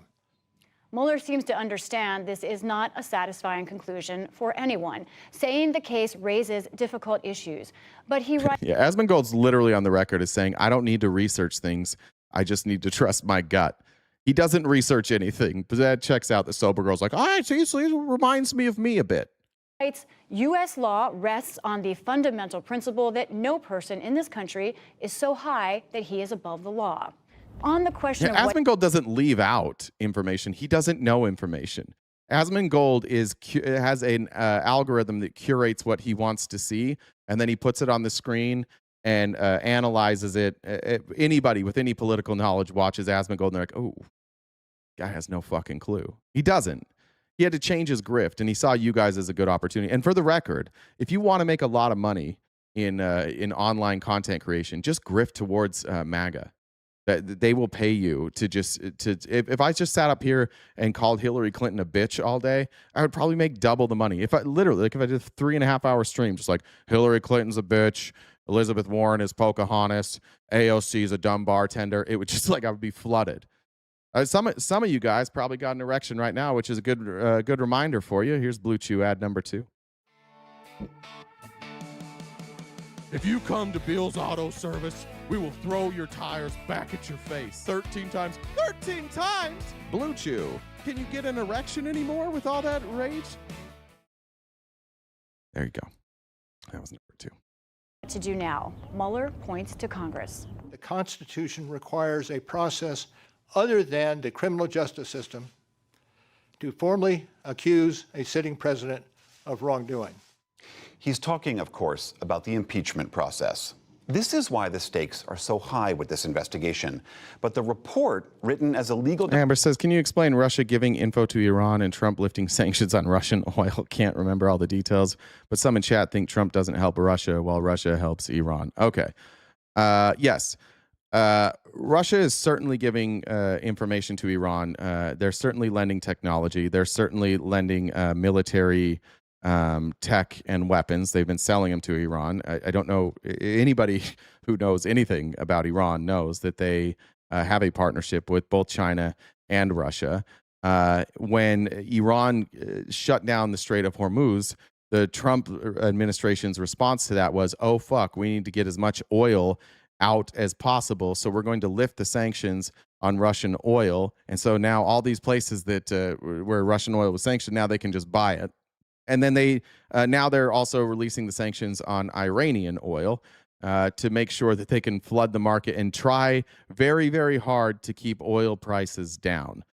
So yeah, like somebody can try and explain that, I guess, but it's hard to say that this was a well thought out plan going into war with Iran when the thing that you guys have been crying about forever in the pallets of cash and the money that was released by the Obama administration to the Iranians. Trump is doing literally the exact same thing, and I actually have clips. We won't get to it, but yeah, that's what's going on. Trump's always been friendly to Russia. He's never really done anything to like significantly harm Russia. Document is tough to absorb. Mueller actually writes that he wants to help readers. He does this in the appendix with a glossary of 211 people and entities mentioned in the report. Paul Rudd bathroom scene from Wanderlust is what Trump does to all of MAGA. As well as the president's full written answers to Mueller's questions. Both are worth checking out. Bro, oh, like you're a war expert. You have to be a fucking moron. All right, for fuck's sakes. Give me a second. I get so tired of you. This is the problem with MAGA. Like if they hear something that is critical of this administration, they just immediately attack the source. I will show you Scott Bessent explaining this. Maybe you'll believe Scott Bessent. Let's see. Here. We'll pause this for a second. I got this information from the Trump administration. I'm quoting them. Your announcement this past week on Friday, the Treasury Department lifted sanctions on Iranian oil stored on tankers, a move that would effectively allow Iran to get more than $14 billion of oil revenue. Why is the U.S. helping to fund a country that it's currently at war with, Mr. Secretary? Again, Kristen, why don't we have good facts here? That Iranian oil was always going to be sold to the Chinese. It was going to be sold at a discount. So which is better, Kristen? Which is better? If oil prices spiked to $150 and they were getting 70% of that, or oil prices below 100, it's better to have them where they are now. And to be clear, we had always planned for this contingency. About 140 million barrels are out on the water. In essence, we are jujitsuing the Iranians. We're using their own oil. Or jujitsu. We're submitting them by allowing them to sell their oil. It's the best type of jujitsu. It's the type of jujitsu where you put somebody in an arm bar, and then you let them put you in an arm bar instead. Gotcha. Oil against them. We have a much better line of sight, to be clear, at Treasury when this oil goes to, if it goes to Indonesia, if it goes. Okay, so there you go. Like this guy understands war. Sorry, I'm just quoting Scott Bessent. I'm just quoting this administration when they talk about unsanctioning Iranian oil. But do you not? But now what the fuck do you do? Now I said it. You called me a liar. I show you the administration saying it. Now what do you do? Is Scott Bessent also a liar?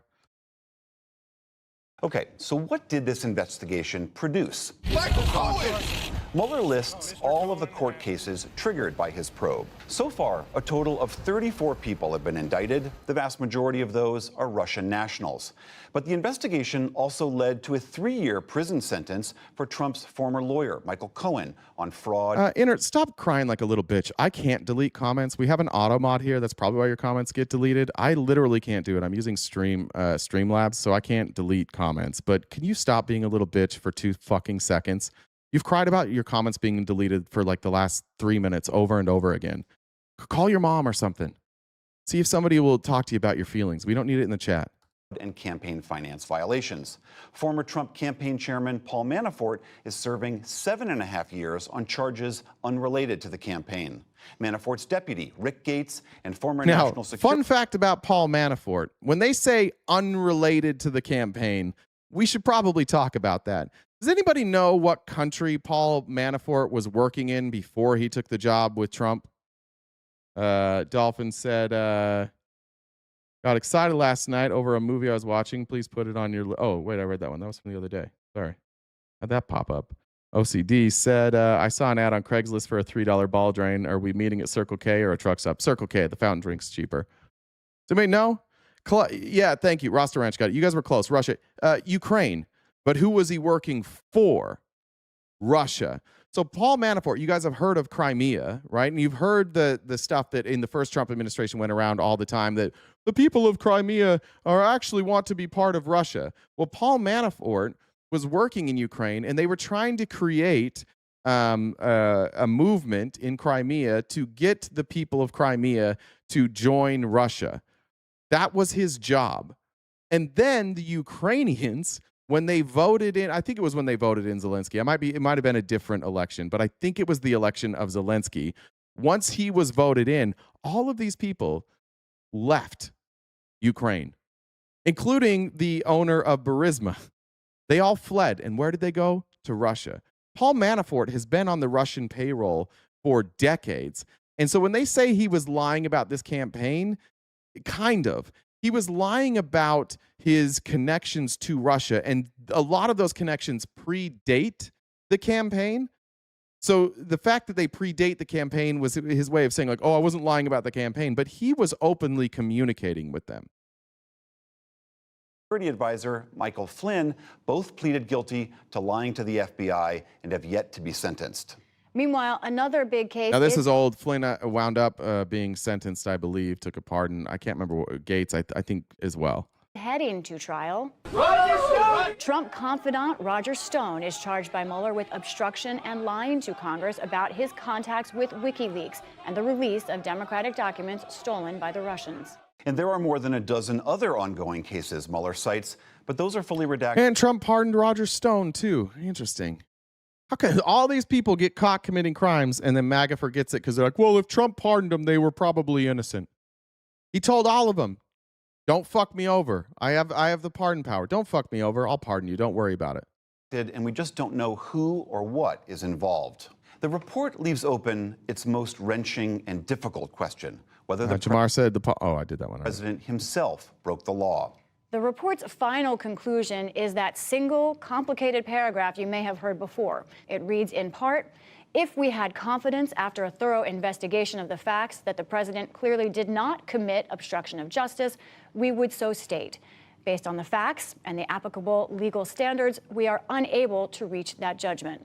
Accordingly, so why did Trump say then he was exonerated? Why did Bill Barr say that he was exonerated? This is the actual, it's literally in the report from Mueller, volume 2, page 182. We are unable to reach that judgment accordingly. While this report does not conclude that the president committed a crime, it also does not exonerate him. So then how did Bill Barr read this and then come out and say the president was exonerated?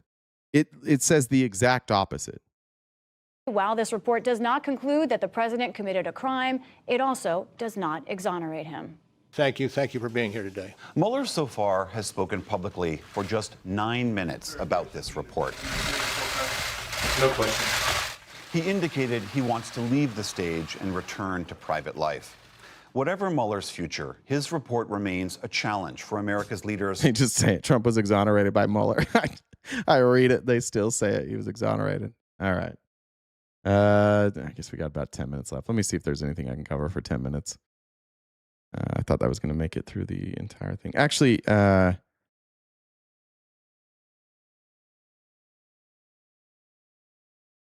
is there? I think that's it. Anything else is going to take a while. We're gonna cut it short about 10 minutes early, I think. Jen, did I miss anything?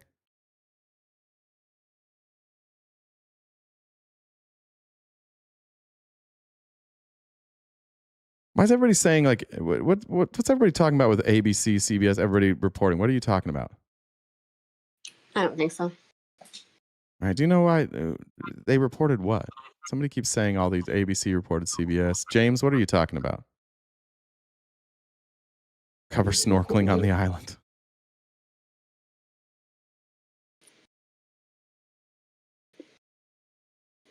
I don't know what he's talking about. What is he talking about?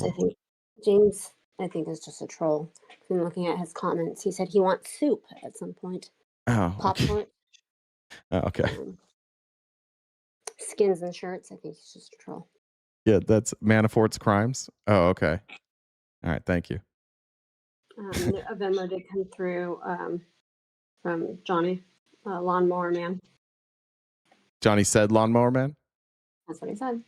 Okay. Thank you. Jen, the people want to joke before we go.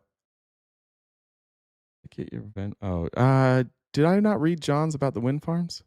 Did I miss it? Let me double check to see if I did. Maybe I missed it. Oh no, it's right there. You know what, John? That was my bad. I read that in my head and I forgot to. That's on me. As someone who grew up in Virginia Beach, I thought this was cool. Despite Trump trying to stop it, Dominion's energy wind farms off the coast of Virginia Beach went live yesterday and are now generating the equivalent energy to power 4,000 homes. Go Spanberger. That's awesome. Virginia's for lovers. Thank you, Virginia. I lived in Virginia Beach. It was a cool place to live. All right, Jen, we're ready for your joke. Okay. I don't know. Let's see. What's the difference between black-eyed peas and chickpeas?